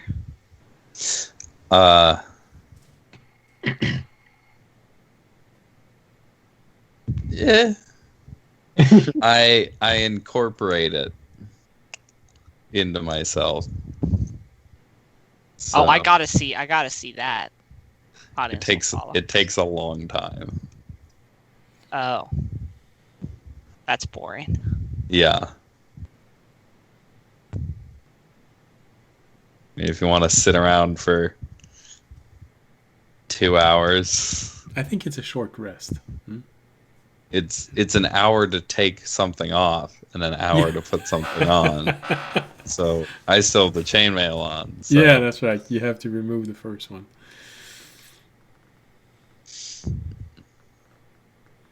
It's a slow process. It's like watching paint peel off, but it's armor.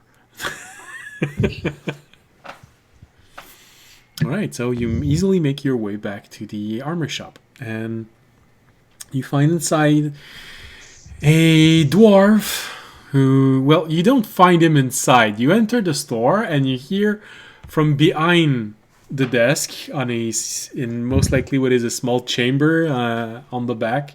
You just hear, "No, you're gonna melt the metal if you use that acid." Hold on, I think someone just entered the store. And you see someone go and you see the dwarf come to the front of the store and, "Hello, customer. What can I do for you?" Morning. I am looking for a set of splint armor. "Splint armor. Yes. That can be arranged very easily. When do you need it?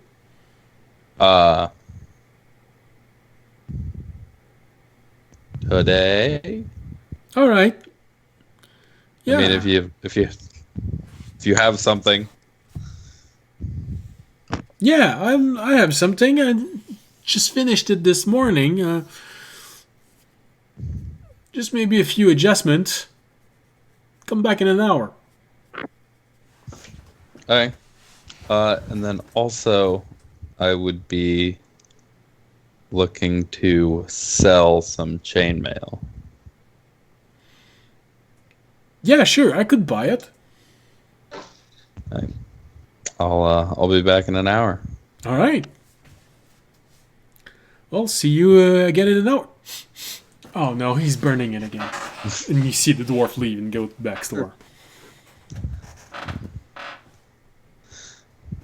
Yeah, I guess I'll leave and just kind of stand, like exit, walk like 5 feet to the right, and just start slowly unincorporating my chainmail. You just see him stand there and he looks to be meditating. Hmm. You see, And then a whirring sound starts going.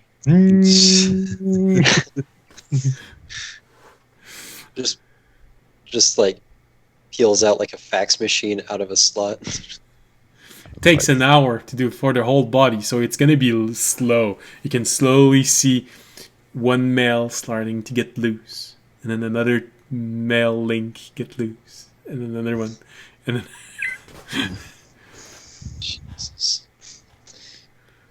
and then Fisher in your head you hear. Oh God! I'm not gonna sing it completely. I know it entirely, but I'm not gonna sing it completely. I don't want to get sued. Just gonna go. Can you not? You gotta be. You gotta have more patience than that. Well, what else would you do while you're waiting for a task which seems to be unending? You I would sing wait. the unending task song. You really don't seem to be very patient for somebody really old. It depends on your perspective as patience. I have sung a word for 5 years straight. Do you want me to give you an example? I feel like that's not being patient. Try it. It's just, what I mean is being able to sit quietly. Because you feel this is quiet. It's a place surrounded, built probably by gnomes. Just here, just take a moment. You'll understand what I mean.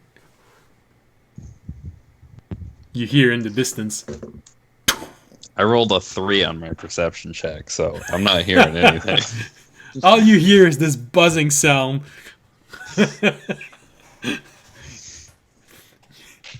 I can't hear anything.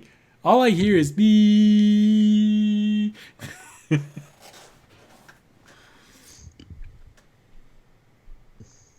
All right. Well, while Fisher's paint is peeling off, Anvara, audience, and Remy, is there something you'd like to do? Well, I was gonna show them the list I wrote, but audience seems. Oh. I mean, Fisher seems preoccupied. Fisher is I can doing the equivalent of a chat. short rest, so he can be You can talked to. chat. All right. You just can't do jumping say, jacks. I'd probably say to Anvara and Remy, why don't we follow Fisher in? I have actually some stuff to show you that I Yeah, wrote down. Maybe it used to be. Alright, I have You, some shopping to you do as turn well. around and say, "Oh, Anvara and Remy, Remy,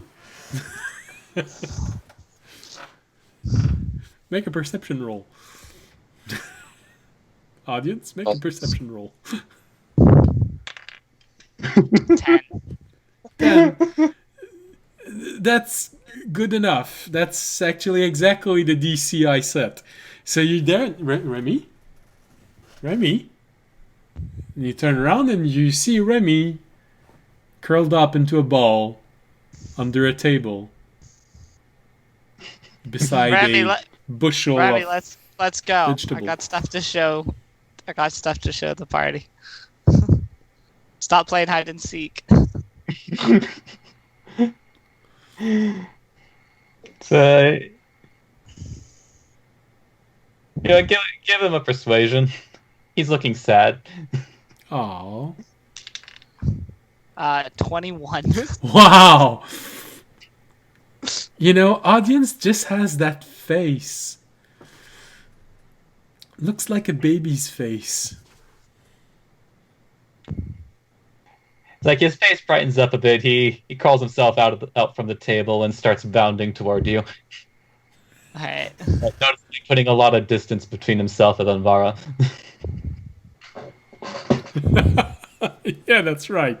The fear has gone to Anvara. I forgot about that. All right. So everyone is gathered around. Unless Anvara, you wanted to move away and do something else. I wanted to check out the shop Fisher went to because I have Okay. very specific things I want to shuffle out of my inventory and back in. All right. Well, go ahead. We're heading there anyway. So. Alright, so As Fisher leaves, you see Anvara enter. hey, this is weighing me down way too much. I need something a little bit lighter. Think you can help me out with that?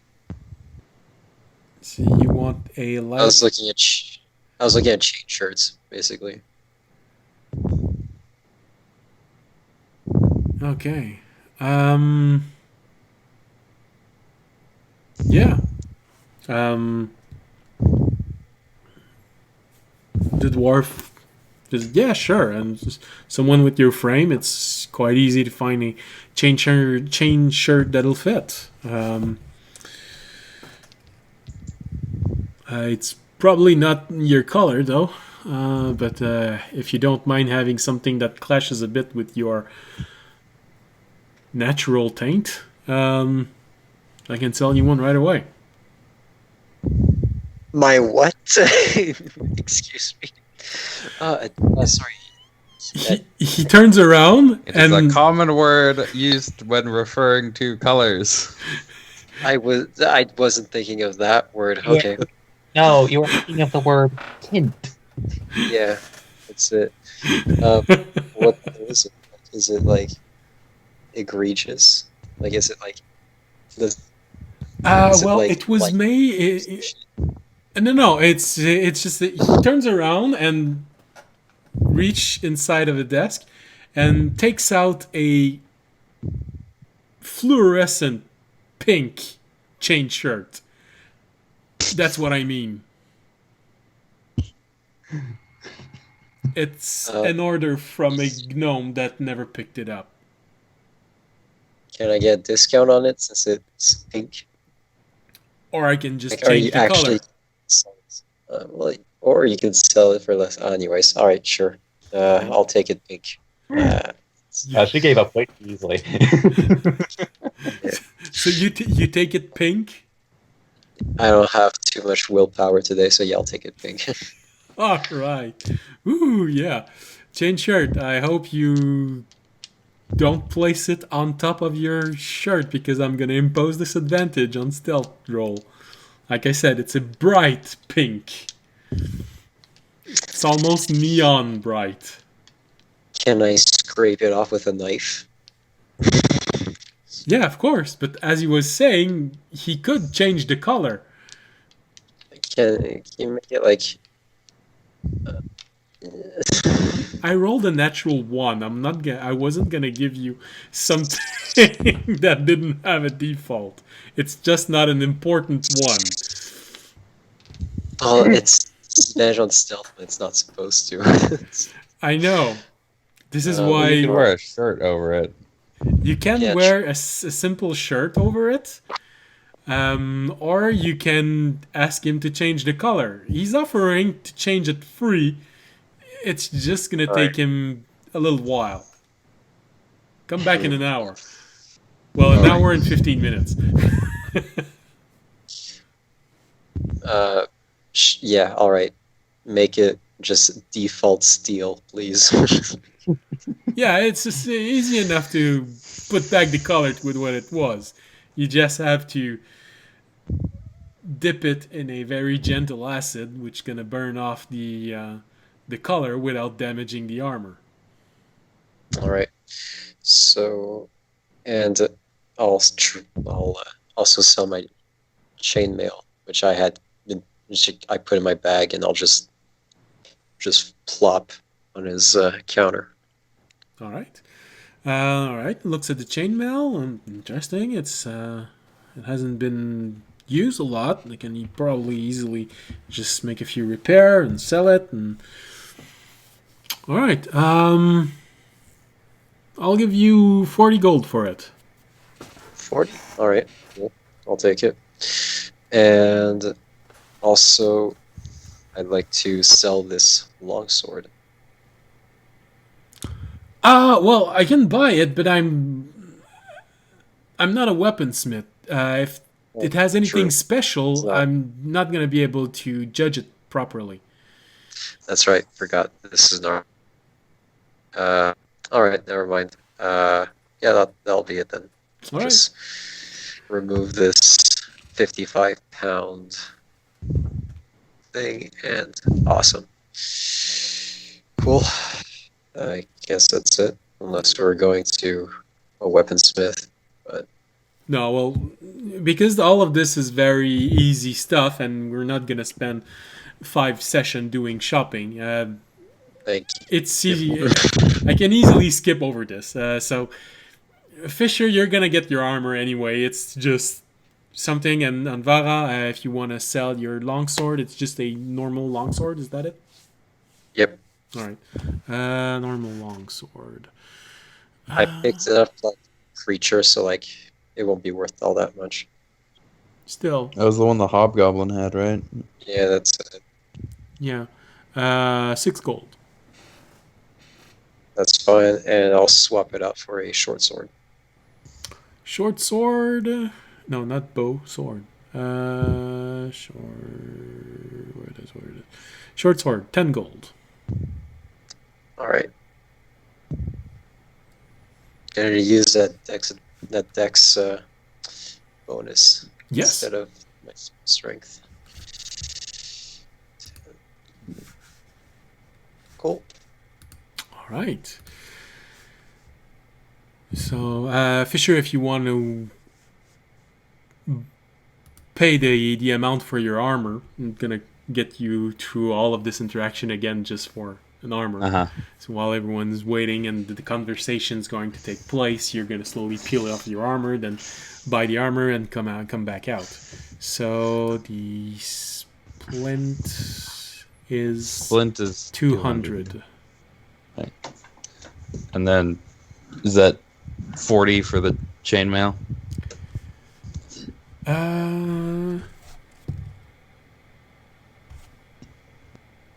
Actually, he says this one seems to be a little bit more damage, so he's giving you 38 gold. Okay. I think it being incorporated into him would make it like less susceptible to damage. Well, he did Also, integrate it and But I then removed hand it, it back. and then It's the IKEA chainmail set when I hand it back. Oh fuck! You just like 3,000 rings in the back. Yeah. Full assembly required. all right. So you wanted to all talk about something, I believe. Audience. Yes. I will pull out the vigorous notes I took on all the quests from the All board right. that I took last session. And I will show it to them. And I will say... So as you can see here, do you want me to go over the quests again? Or do you kind of remember them? I remembered the one plant one. All right, I'll go. We can 'Cause go to that's Mark in for that that. place where yeah. the people are. Well, that's what I was going to mention. I was going to say, so as you can see here, most of the quests are in this one area. Othanel, the northern capital. I'll show how there were these. I think there were 1, 2, 3, 4, 5. There were 5 quests all in around the same area, although I will mention that the caravan one would take us away from that area. I'll say, so I think that if we headed up there, we could be able to complete most of these, if not all of these. And I think that would be the best course of action.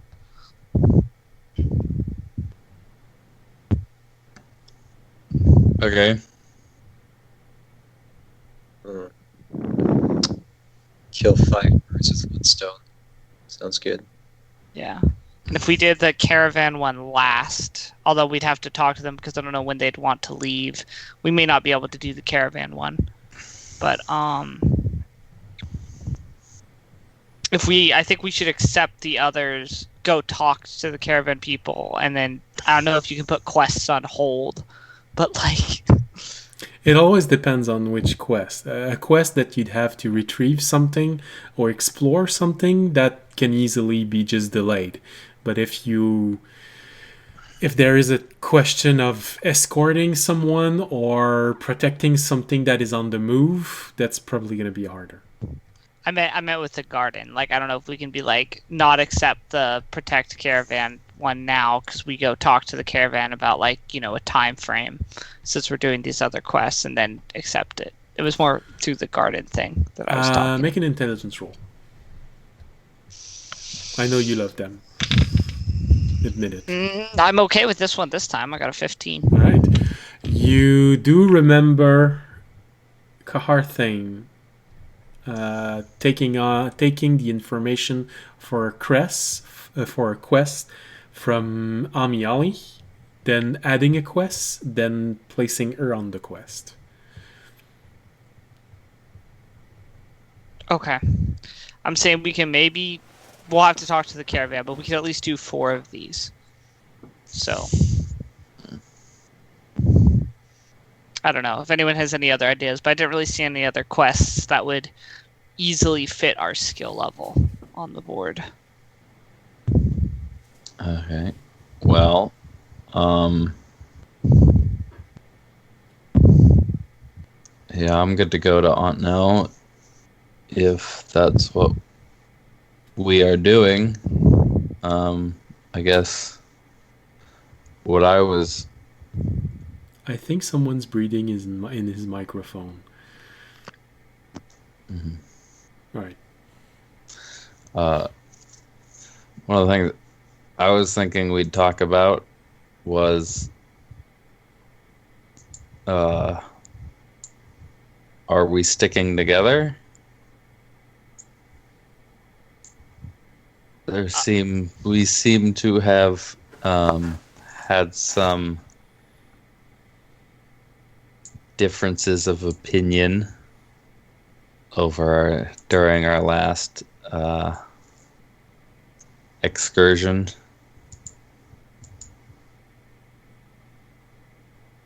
Did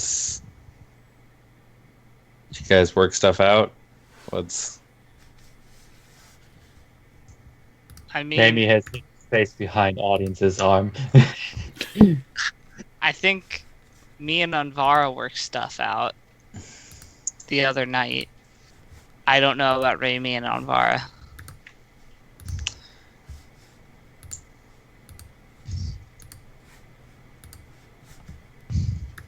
Well, guys, I don't know if you reacted to that or not, but do I have anything?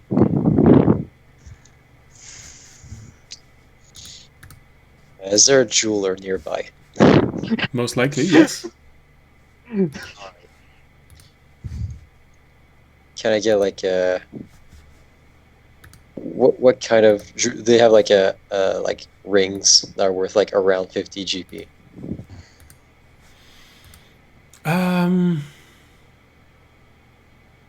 If they don't, they can probably make one. All right. Well, do they have anything that looks shiny and fun to look at for someone who's easily amused? All right, I get Sounds what a way to I get put what it. you're going at. It's probably not going to be difficult. There's a lot of shops. Some of them are made for jewelry. Some of them are made for magical jewelry. So basically, if you just want to find the prettiest gem you can find, that's quite easy. You could also possibly, a lot of these shops are manned by gnomes, so it's probably very easy to find a stupid crystal that's been enchanted to sparkle more. It's gnomes. It's That's probably not exactly hard. Let's just put that on a necklace and we're good to go. All right, so it would be,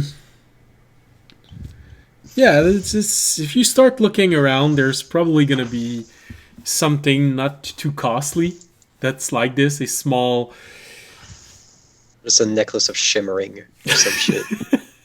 something like that. Yeah, sure. And it's still a crystal. So, what sort of crystal do you want to get for? What color is audience again? Brass, I think. All right, Yeah, I'll get like bronze.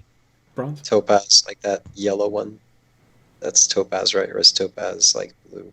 Anyways, like a yellowish crystal. Okay. Yeah, topaz are among the yellow crystals. There's topaz. If you want something that can be used in an explosive, you can always get sulfur. Um, Just slap him on the chest real hard. No, I'll get the topaz out. Burst of feathers. he blew up. Yeah, just a topaz necklace of shimmering. Yeah, easy enough. You find someone for the gem itself. Hold on. I know there's a table for this. I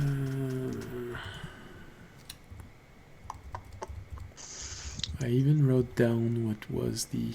Here it is.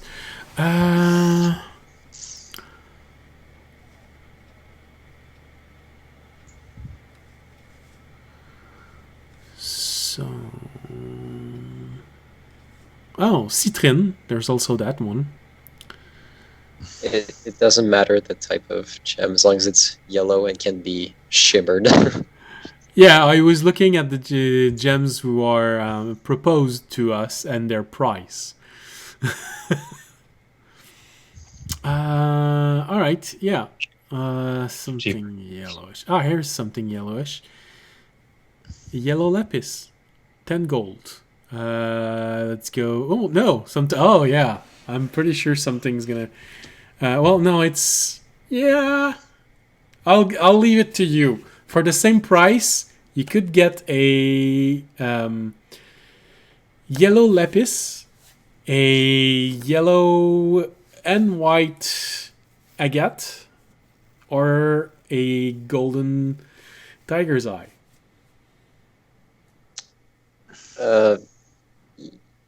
Whichever is translucent and shiny.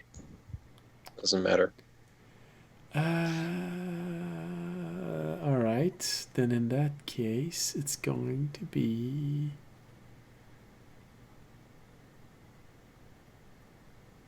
a yellow agate. It's yellow-white Sounds good. with a bit of gray, which matches audience new arm quite well. All right, so 10 gold for the gem. For the enchantment, since it's basically a cantrip level enchantment, another 10 gold, and come back in an hour. They have to mount the piece on a chain of some sort. I'll just give him the gem as it is. Okay. So 20. So yeah, it takes then maybe 10, 15 minutes to make the enchantment and seal it inside. I guess we're just. I guess I asked that question, and then You see Anvara just get up and leave. Yeah, Walk away. it's like I just remembered something. Hang on. I just. Hold on, guys. I forgot something. Hang on. I thought about this. I'm just standing looking at that Fisher. So was that a yes? Was that a no? Fucking, I don't know, man. Y'all are weird. You just look confused. I'll come back with a closed hand. And then I'll also thank to my docent. Yeah. I'm starting to appreciate you more. Yeah. It does feel more and more like a joke. One morning, a nun, a cultist, a tree hugger, and a chicken enters a bar.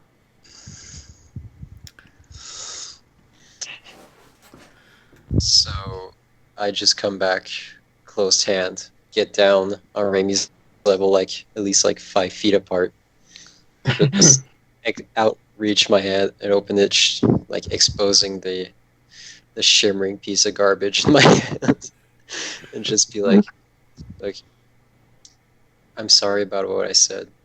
It was insensitive. I have different views, I know, but I also know that you're a good person and someone I can count on in a fight. And I want to bury the hatchet. Is this an acceptable peace offering? Now, Anvara, I need you to roll high on this, but you can have advantage on a persuasion. My was in the negative, just saying. Yeah, because you're giving an object that sparkles, most likely by just giving a command word, or since you know it was a bird, maybe by just giving a little whistle. Advantage, Alright. Definitely. Thank you for the advantage, because my first roll's a 2. You're just missing a 0. Persuasion again. So it's either a 2 or a 0. Which one do you want? So Remy, you feel that there is some sincerity, but there is something in the gesture of giving you a gem to go with that, which makes you doubt her sincerity. It does feel like a parent trying to bribe her child to like him again. I mean, Raymond would also know that I'm socially inept as shit. Yeah. Doesn't change the fact that it does give off the impression of a parent trying to buy back good favor with his child by giving him a gift.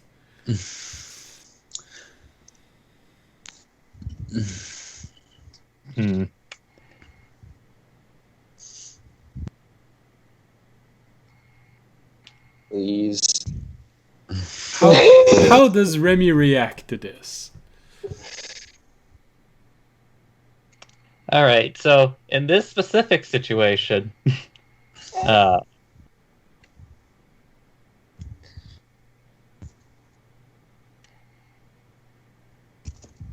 he is going to.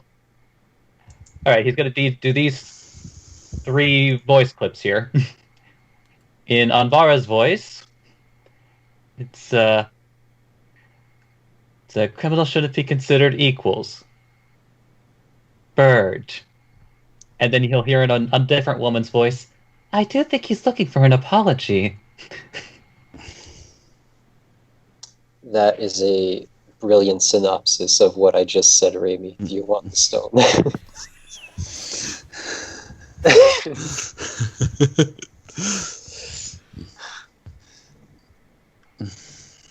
Take the rock. Well, no, again, it's just like he's. I mean, you could roll an insight on that. You're asking me to roll? Okay. 25. He's got no perception, but a pretty damn good insight. He is now looking for a more direct apology, which is why he specifically went out of his way to repeat the offenses that you have said. Say it like you mean it. That's what I was gonna say. You do have the feeling that, as awkward as this scene that it feels like you're a parent trying to bribe her child to love him again. You have the feeling that his answer is, "Don't bribe me. Be honest about it."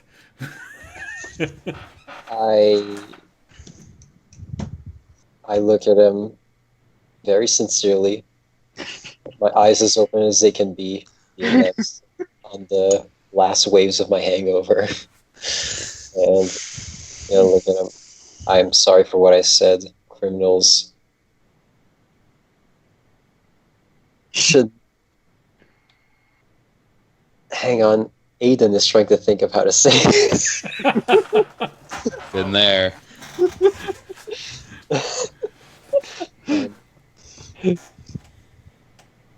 Incidentally, this was the apology in advance I was referring to before. Raimi, you are a good person. I'm sorry for what I said. You And then you repeat in your voice. Bird, bird, bird, bird. You're a good bird. Shakes his head. Remy, make an insight roll for this one. Let's see if you can see if Anvara is shitting herself trying to figure out what you're trying to say. Yeah. That'll be a 13. 13. Because of the expression in her voice and in her face, you do have the impression that she's struggling to understand what repeating bird, bird, bird meant. It was an honest attempt. The fact that it didn't hit the mark is most likely, but you're not 100% sure, but most likely because she didn't get what you were trying to say. She did say you're a good person. Yeah, I did say you were a good person before. Overrated, so he's going to be more direct with this one, which is, I don't think he likes being called a bird. That's why I said person the first time. You're not. Yeah, a bird. You are no, a. with your previous battle, just let you know that that he took great offense to you to referring to him as a bird in a previous conversation, and you only apologized for the first offense. I apologize for calling you a bird. I didn't think you took it as an offense. I am sincerely sorry. And with that, he pulls out his talon and shakes your hand with the jewel on it. And then when he retrieves it, the jewel is gone. It must be pretty hard to sleight of hand while handshaking someone with fucking talons. I don't know. Make a Hold sleight of hand. There's feathers to hide stuff in, man. Yeah, but Oh, no, it's no, always no. like Is it difficult with a 22? Most likely not. I guess my insight, no. It beats your passive insight if you were paying attention because you thought he might try something. I would allow you to make a roll, but otherwise it's your passive perception, so it's magic. If I didn't see his hand going towards my bag, no, I'm not gonna make sure he's not stealing my shit. I'm just gonna assume he took the rock. All right.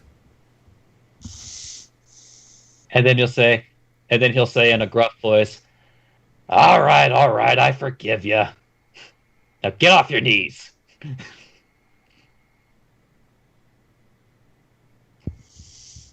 Okay. Glad we got this sorted. I guess that was a yes. It took 15 minutes, but the apology came through.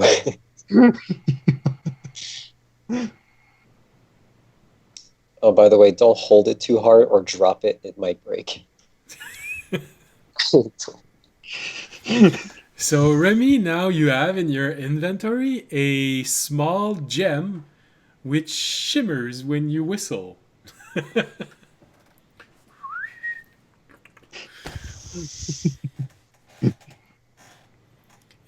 It's not a strong enough shimmer to emit a light. It's really just cosmetic shimmer. Oh, yeah, on-command shimmer. Fisher, you hear coming from inside of you. That was almost touching. If I could throw up, I might.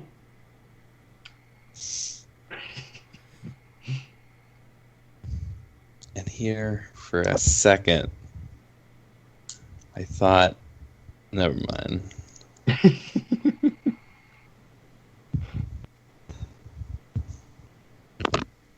Were you saying that out loud? Or No. okay.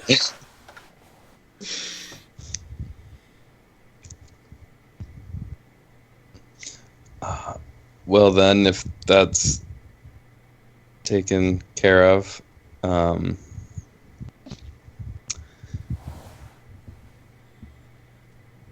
what happened to the elf?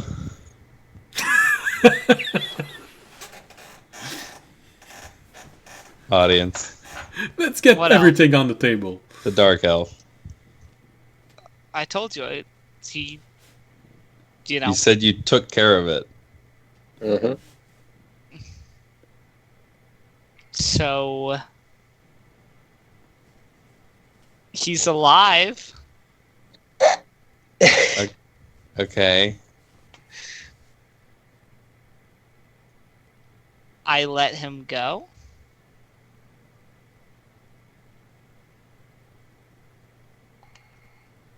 Okay.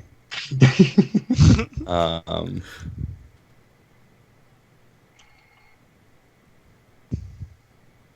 don't really see how that's taking care of it, but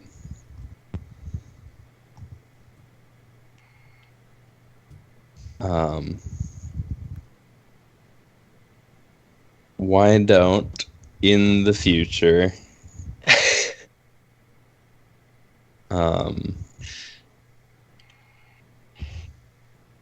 we try to be better at making decisions as a group?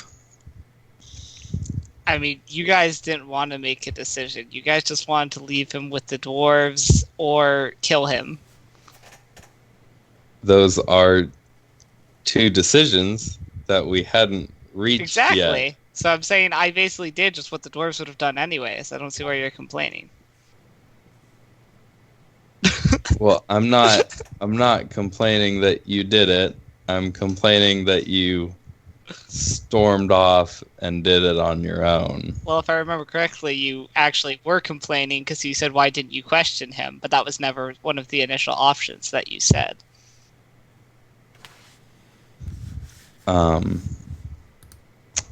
Well, I guess in my thinking, because that seemed like an obvious course of action, that was implied that would happen before whatever we were going to do to him.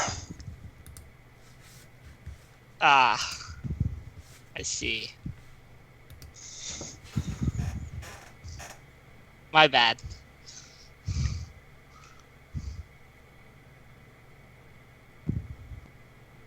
Okay. Just we're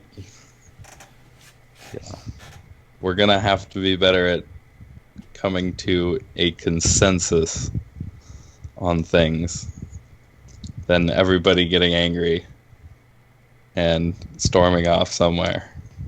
Because that seems to have happened to multiple people in this party over the course of our short adventure. And the ship doesn't go anywhere if nobody's working together.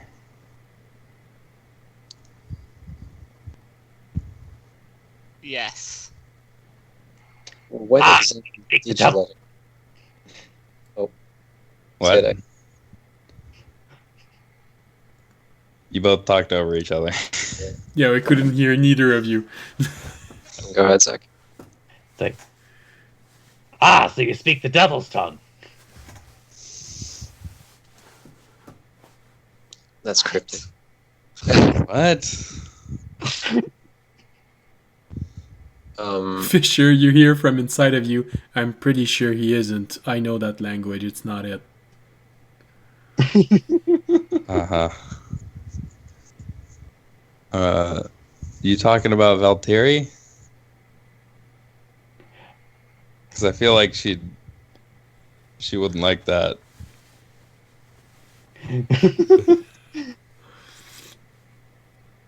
Who are you asking? Raimi.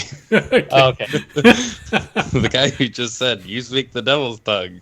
It's like, Raimi just little, like cocks his head, looks at you quizzically for a moment, then shakes it. Oh, my mistake, Raimi.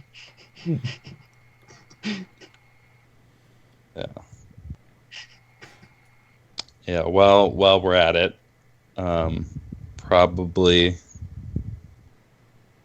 Luckily, she's not here right now, but I believe she has the same reaction to devil as you do to bird. So,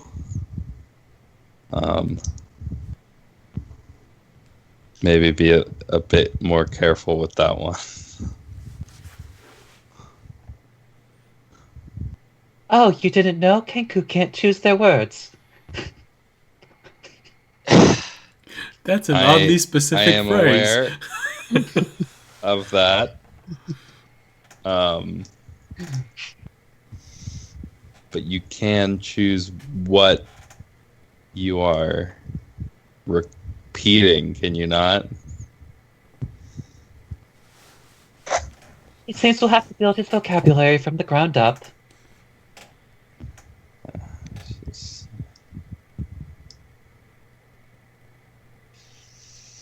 Yeah, fair enough.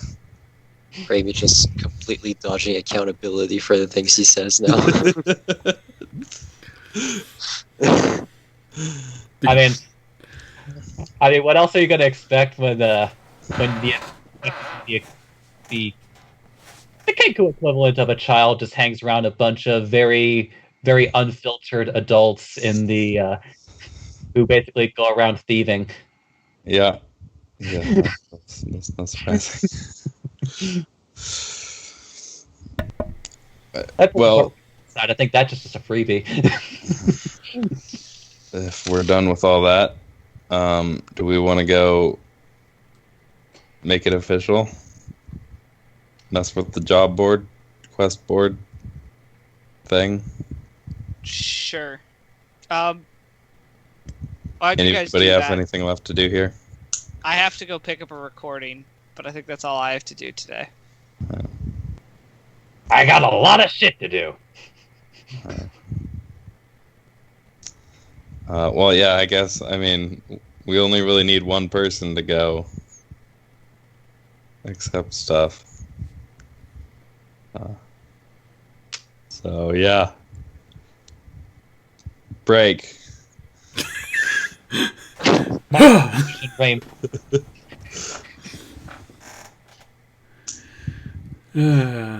And so I'm gonna go get some Smith's tools, but other than that, I'm done. the group breaks on a beautiful rainbow cast by Remy. Smithing tool. Smithing tool. Hope they don't ask us to find a group name when we sign up. They're 20 Gold, silver, copper, gold. platinum. Yeah, smithing tool, 8 pound, 20 gold. 20 gold pieces. Alright. That's easy enough to buy. Alright, so, audience. Audience, how are you trying to find this gnome? I would probably ask around where the gnome is, since he's obviously the head engineer and a probably Alright. pretty prominent figure, and then I'd go and I'd find him. Alright. In that case, I will not make you roll intelligence to find him, but intelligence to see how long it takes you to find him. Because if you start asking around, you're gonna find him. 13. Well, that's reasonable. You're asking directions from gnomes, so you do have a bit of a feeling of having been bounced around for longer than it needed to be. But eventually, you do find yourself on a lower deck. No, actually, it would be an upper deck from where you are currently. It is a large open area with a lot of gnomes, and some of them are running. You hear small explosion and run. Then you see a gnome running in flames. Then everyone goes back to doing whatever they were doing.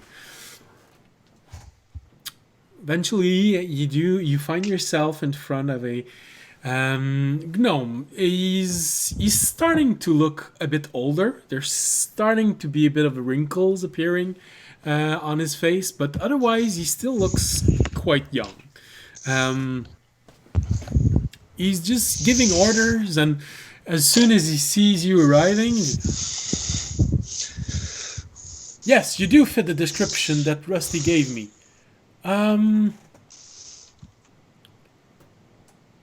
The recording, right. Turns around and starts speaking Gnomish that you can understand. Can you give me the little orb? Yes, the one that we use the device on. Yeah, that one. All right. Brings an orb and well, if the image quality isn't too good, it's probably because it was a prototype that we used. It's very useful. It can see through most object, and but here you go. He gives you the orb and tell Rusty that it was quite entertaining trying to figure out how it worked. Had to get through a few layers of metal to be able to see inside the room, and once we could see, it was interesting. And having to convince the warden that it was for security reason, also an interesting challenge. Make sure to thank him when you get to see him. Will do. I mean, and he turns around and he talks to another gnome, which is looking at him a bit oddly. It's not every day you get to try out one of your experiments. So, how many people have seen this recording? Well, there's me. There's him. No, not him. Him over there. He was the one operating the machine. And him over there. He was the one making sure the image was easy to see.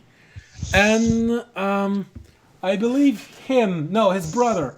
But if it's his brother, he most likely also knows it. So him, we had a bit of a breakdown at the beginning, so we had to repair it on the fly. Um, he turns around. And says, who has seen part of the recording?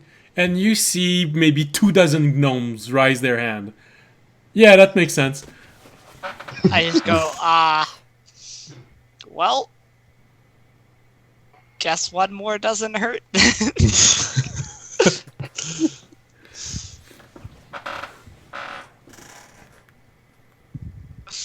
Anything else? Nope, that'll be all. Thank you. And really watch at the end when she's trying to gently push that woman, that elven woman, closer to the wall. You swear she's trying to pull her neck apart. I see. I see. Thank you again. Ah, you're welcome. Like I said, it's not every day that you get to try a new experiment. Works pretty well. All right, I will take the orb, Alright, well, and I will. see you next time, and don't be afraid See to you. ask anything. We're always pleased to invent new things. Okay. Thank you. To go back to my room and check it for cameras. Okay. From his explanation, you get the impression that he used a device that was most likely doing something like X-rays. That's unsettling. Yeah, that's deeply unsettling. It was experimental. Oh, No good. hormonal motivation. Oh no, the wardens have absolutely no hormonal motivations, but nobody asked me if he asked someone, one of the warden, to make all of this. Mhm. All right. I will watch the orb as I walk back towards, I guess, the inn because I'm done with shopping for the day. And so you get to see a very entertaining walk through the corridors of Valtari, dragging Anvara on her back, trying to be as gentle as possible, then entering her quarters, and then slowly trying to turn and get Anvara placed right. And you do see what the gnome was talking about. You see Anvara's head hitting the wall and then turning in an unnatural way, which you can't help but to feel a bit the pain that she probably was feeling in the morning when you saw her arrive like this. Oh, that's not supposed to be like this. And then you see Valtari transform back into her tiefling selves, but finding herself stuck in all of the ropes that you tied around her, eventually having to push herself aside to try and get a dagger. And no, not a dagger, it was a spell. It was a flame blade. You see her twist herself so that the flame doesn't appear in her direction, make the flame blade appear, and then slowly slice off the sides of the rope to free yourself. And then you also find yourself watching an interesting drunken conversation from Anvara to Valtari, asking her Right. what would happen if a hedgehog had child with a two-tailed fox. Which one would get pregnant? I'll be like, yep, that was about everything I hoped for. And I'll put the orb back in my bag and I'll be like, yep. I'll show that to Anvara later. We're on good terms, but you want to ruin it. No, I'm not being mean. You want me to show it to you. You asked for it. You could have lied, like, oh, sorry, the data was corrupted, whatever that means. Well, I don't want to lie. there is in the middle of it a slight loss of what we'd call resolution, but it's most likely the problem that the gnome described, that he had to play with the image. But it doesn't last long. Everything's clear enough to notice that it's you. I also now need to mention that if you're ever walking by some gnomes and they just start laughing at you, there's a reason behind. So that motherfucker that was outside Valtari's room and laughing like, "Hey, wild night last night." He knew to say, Now you know when he was there. I just through a picked up on non-existent keyhole, like, "Oh, what's going on? What's going on?" He actually had a device on him. Can I get favored enemy gnomes now? Or I mean, first you have to know what even happened. You're gonna be so mad. Your character's gonna be so mad. I might be afterwards. I'm just gonna like, we're just gonna hear there was a killing spree down in the gnome engineering shop. See a bunch of like half-dead gnomes just everywhere across. Like, goddamn. Just run with a quarterstaff thwacking as long as I could reach. Just remember, it's gnomes. If you can hit them, they can blow you up. They all have sulfur necklaces. All right. So what do you do after this day? You all... Who goes to get the team registered? I'll do that. I was pretty sure it was going to be you. The responsible one. Responsible. Yeah. I mean, when he said he had a lot of shit to do, he wasn't kidding. All right. So while Fisher goes to get this registered, Remy, what do you have in mind? Like, oh, good lord. Randy actually has to go to like 4 places, I think. All right. So, first, to the jewelers. Okay. Like the Easy enough to find. Yeah, so the first thing he's going to do is that he is going to, and he's basically going to minor illusion a pearl. Yeah, right. Okay. Yeah, that's that would be easy enough. All right, I already know how much it's supposed to cost. Okay. Yeah. So you ask him for a pearl. Easy enough to do. They're gnomes, so he basically asked you a whole lot of weird questions about what size, what color do you want a pearl? Do you want a real one? Do you want one that was grown inside an oyster? Do you want one that was grown inside of a... You have no clue what the name of that beast was, but it's a weird one and you've never heard of it. Do you want it to be artificial? He could have it manufactured. He just like as he's trying to like do this explanation, realizing he does not have the vocabulary to navigate this conversation, he pulls out the book that he stole and sort of like turns the page appropriately to the identify spell inside of it. Oh, a pearl for a spell. Oh, that's... Well, I'm not gonna lie, it's slightly disappointing, but it's quite easy to do. So, goes in the back, comes back, here you go. This should be a good enough pearl. And then with that, he's going to... Actually, yeah, he is now going to like pour out the gems he's collected and try to get them appraised. All right. That's Easy on you. I've narrowed down like the numbers and the sources of those gems. Like so, there were 6 gems that they collected from the stomach of the Umbralk.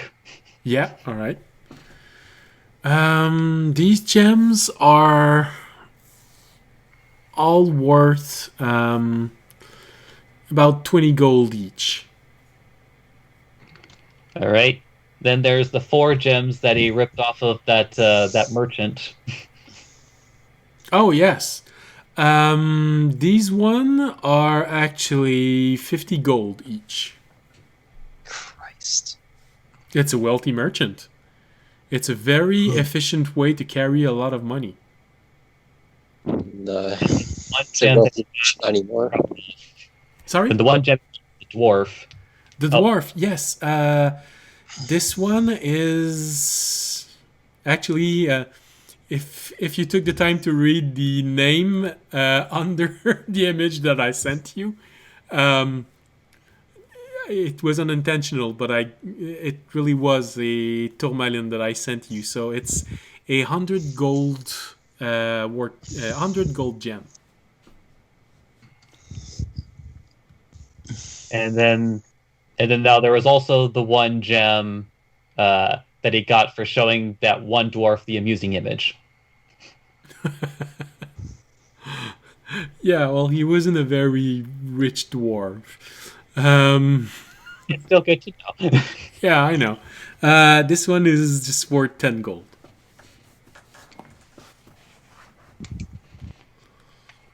Right. And did they charge for the appraisal? Um, 5 gold total. They're not magical gems, so it's very easy to identify. It's really just you literally just paid for the time it took to identify them. So And I do believe you said that the 100 gold gem was typically used for magical things, but I don't know if that was like anything explicit or is that just like that could be used for like material component. yes, it can be used for material component because a lot of gems actually are that are used for material components start at 100 gold. This one was of a very good quality, so it could easily have been enchanted or used for something bigger. A tourmaline is a green gem, so also if you need something that asks for green gem or green gem powder, this could also have been used. All right, just making sure that was clear. Yeah. So, okay, then he goes to the leather workers or the Fletchers. Okay. I think they're the same thing, similar to. Depend. Fletcher's, if I'm not mistaken, is for arrows. Oh no, excuse me, I am confusing. Yeah, he would be going to the leather workers. Okay. Okay, for what? And then he takes off his coat and points at his raggedy ass leather armor. Which is hold on.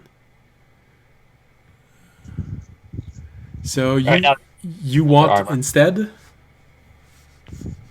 Sorry, I didn't understand it. He's pointing. He basically points at his raggedy ass leather armor and is looking to upgrade to studded leather. Oh yeah, that's easy enough to do. Oh, and there's even one ready right now, so don't need to come back later. It's 45 gold. No problem. Yeah, that's it. 45 gold. And I'm not expecting they would. I don't know. They would probably use the leather armor for scraps. Would they have? Would they have wanted to take that? Sure, they would. They can easily recycle that in some way. You know, if you cut it down into strip, you can probably use it for something else, or use it as repairing material. So yeah, he'd buy it if you sell it. Again, it's probably a bit older. He's probably been holding on to it for too long. All right, then in that case, he's gonna give you 3 gold, 5 silver for it. All right. And then, and again, this is why this is a process. To go to Florida Magic Shop. Okay. and he's going to pull out the same book again and turn it to the page with the Find Familiar spell. Okay. I guess you want. He needs a brass brazier. Yeah. Here it is.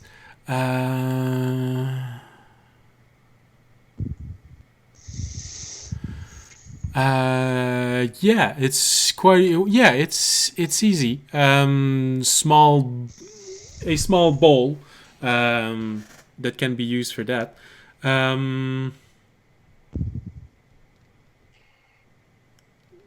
Brass. How much would that be? Yeah, this is the one dumb thing because I don't think they ever give a specific price for it, so No, it's and- always a pain for. Yeah, and I even think that in one of his tweets, he actually forgot about this when Jeremy Crawford tweeted about it. So I think it's really just a example of something that you should burn it in. So let's go with 5 gold. Okie doke. And he'll also buy like 30 gold's worth of Of incense and herbs. that I'd like to call it the Find Familiar blend because that's Sure, it has a slightly animal scent to it. okay. And then finally, he will go to the weaponsmith and just buy 4 more daggers because he feels like he's throwing a lot more of those. Yeah. They're like all 2 gold each. Wrong page. Daggers, exactly, 2 gold each.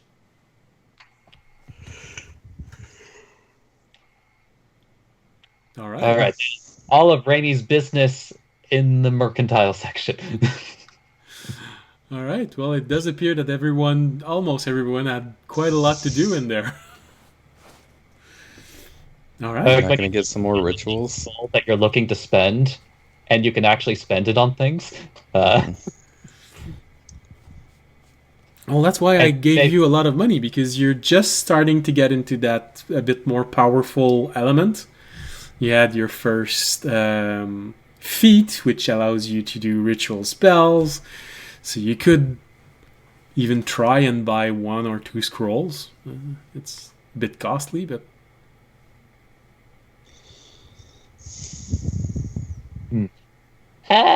Actually, you know what? While he's still... I know this would be backtracking, but back at the magic store, he would have tried to pull out the one note that he couldn't read, like from the lockbox. Right, the one with the written in a language that had some fine but also coarse trait to it. Yeah.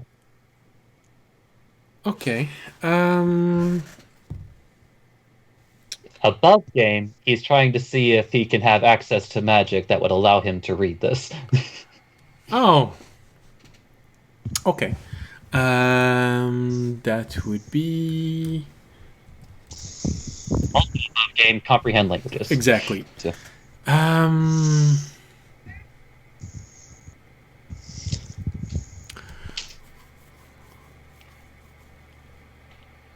Yeah. To make this as role-play-ish, because I know that Ravi wouldn't be able to say all of these things, which is why I had to think about how to do all this by himself. I'd have to check, because I don't remember by heart how long it takes to copy a scroll into your book. Oh, I don't know how long it takes to copy a scroll, but he would just he would need to buy one, unless they would just allow it by... I know, well, that's actually why I wanted to remember this, because you could buy a scroll and then use the time while you're traveling to transcribe it, but... Oh, it's 50 gold in 2 hours for a level 1 scroll, or a level 1 spell. You could take the rest of the day, pay the 50 gold, and try and go to the library. You wouldn't have to buy the scrolls. but you have to be in the library for your research. Okay, then if that is an option, he You're would here go for to at do. least a day, so yeah. And I know this is dragging it out, but now my curiosity is burning, and I have what I need. But Raimi will spend 10 minutes to Showcasing. identify the dagger that he obtained from that chest. All right. I didn't write it in D&D Beyond, but I have all of the information here, and I will send it to you privately. So it is called the Bloodhound Dagger, and I am just sending it to you right now. This is the information that comes out of identifying it.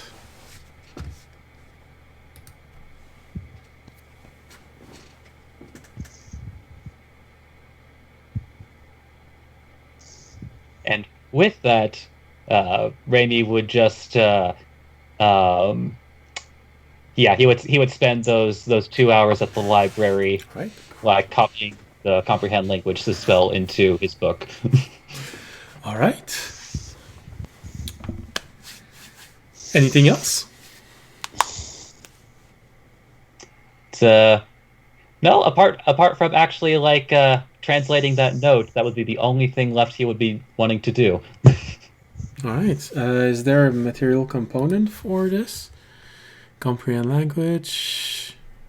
A pinch of soot and salt, which you can most likely just go to the kitchen and get.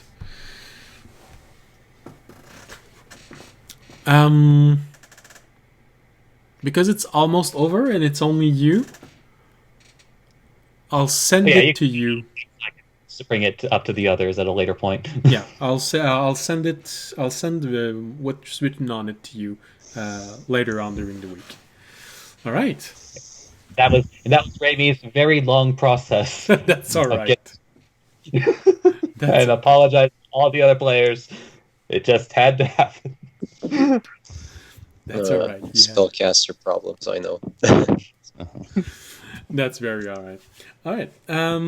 So, aside from Fisher going to register the group, Anvara and audience, is there anything else you'd like to do for the day? No, that's about it. All right. So, Fisher, you can easily find a way to one of the warden who will tell you how to register this team as a group. It is a process which can be done on the board. So it's just a question of showing you how to just link all of your names and the group together. So I am not going to go through the entire process because I feel we have had enough roleplay for one session. So it's really not that hard. You can enter a group name if you want to, but you don't have to.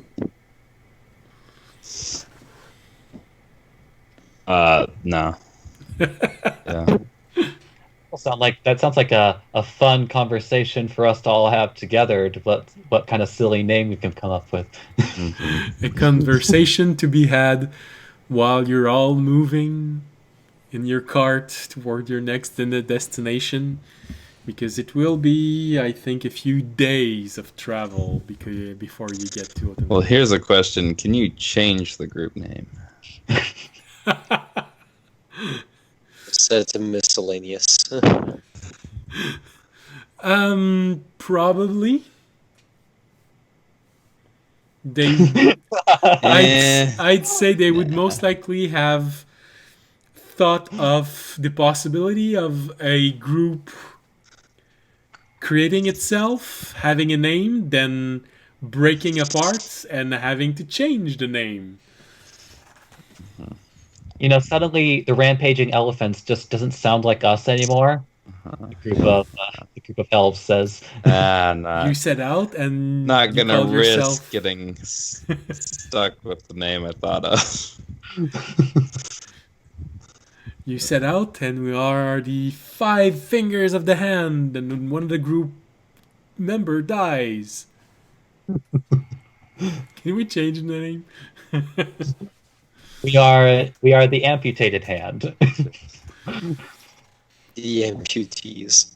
There we go. I'll strike fear into our enemies' hearts. Just, All right. So, yes, there most likely is a way to change the name afterward. But remember, these are gnomes. If you write a silly name now, you might actually be remembered for this for a long time. not doing that. It's like, yes, the insert group name here. Welcome. Hey, this group is called Insert Name. Yeah, I will. Yes, not put one of those in. All right. So you are all linked together, and from now on, it will be taken into consideration the fact that you move as a group.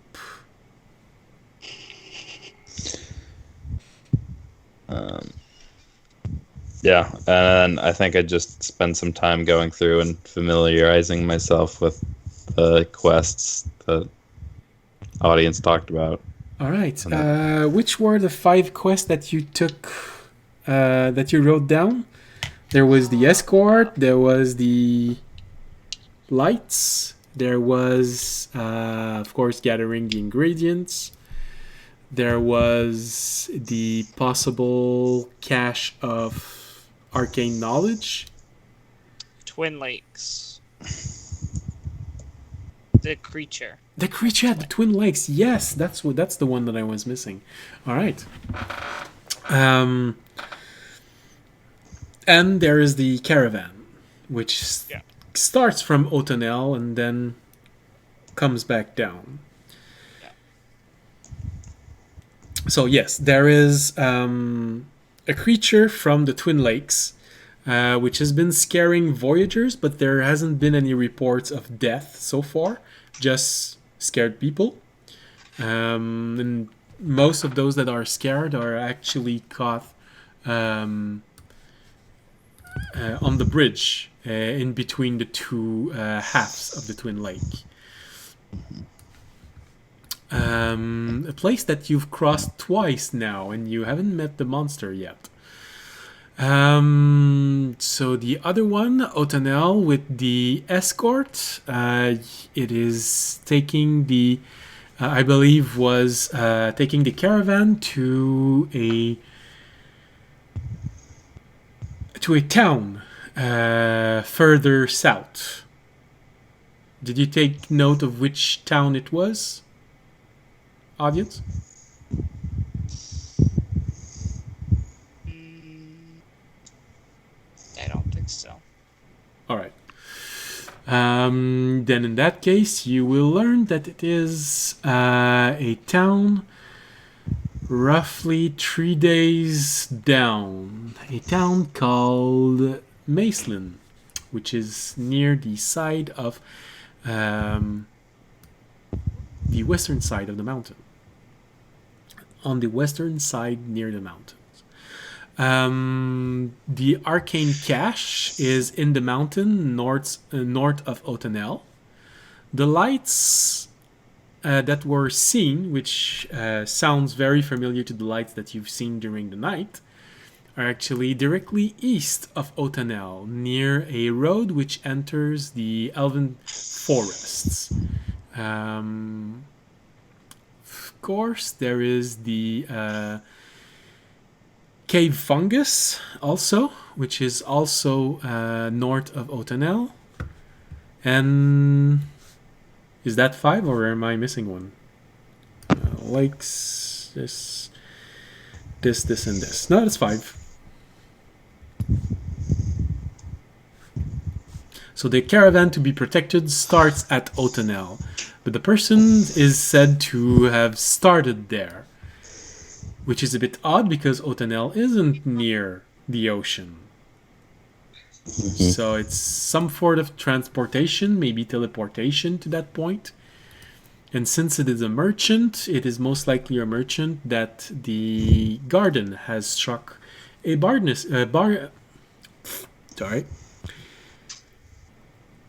a bargain for most likely material or some exotic things. All right. So just like you've seen with a lot of other members, you can choose all of them.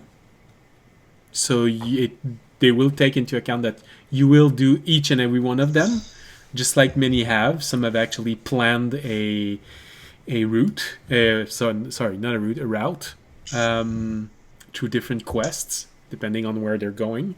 So you can always do that, or you can just take one and try to see if someone will actually accept that they will add you directly on the board as you are progressing. But if you do that, there is always a chance that someone else will take the quest while you're doing another one. Yeah, I'll mark us off for everything but the caravan. Okay.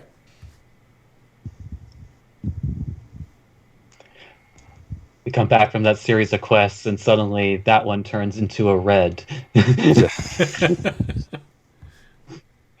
It's like, ooh, something happened. What do you mean a dragon attacked the caravan? It's now a retrieval mission. This quest has been updated. New quest. Dragon retrieval arc. All right, so the Twin Lakes, which is pretty close. You can get there in a few days. And then you're going to have to take... Well, if you're going town hopping, it will be...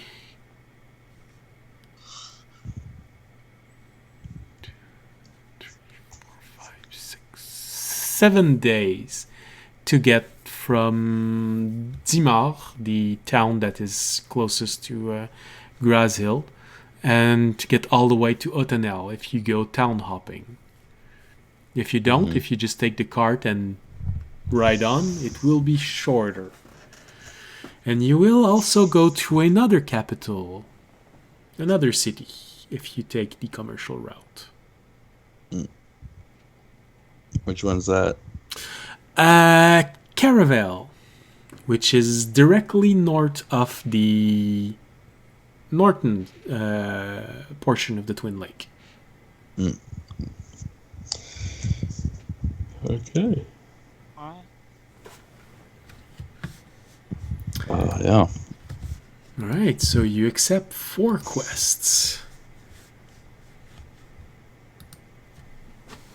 Just don't log out, otherwise it'll wipe out all your progress. Yeah. Don't forget to save. I hit save and quit instead of just quit. Or quit and save. It's like, wait a minute, no, that's the wrong order. You're laughing, but I actually had someone ask me that question before. I did some tutoring in different programs like Word and stuff like this when I was in college. So, fortunately, someone actually asked me that question. Do I quit before or after I press save?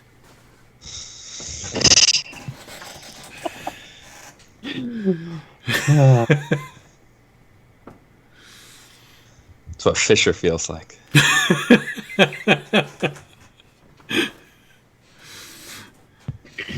And if you actually ask that question, there's going to be something said from your friend.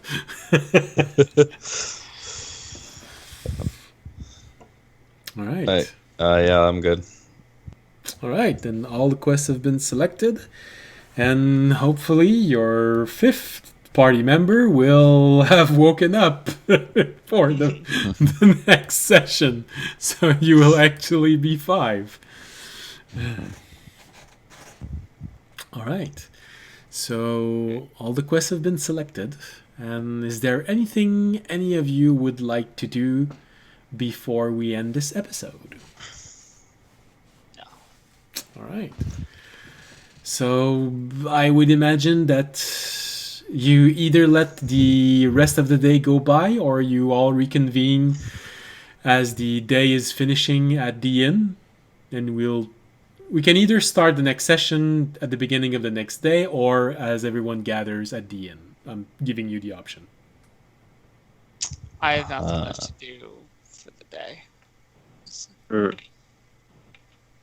We're not really gonna get all that much more accomplished if we just start at night in the Yeah. tavern. We're just gonna say like, "Hey, so see each other tomorrow," I guess. No, Yeah. but you could want to talk about something before heading out. So this is why I'm giving you the option. Basically, I'm saying, is there anything you'd like to plan before going out? In that case, we can end as you all reconvene in the inn.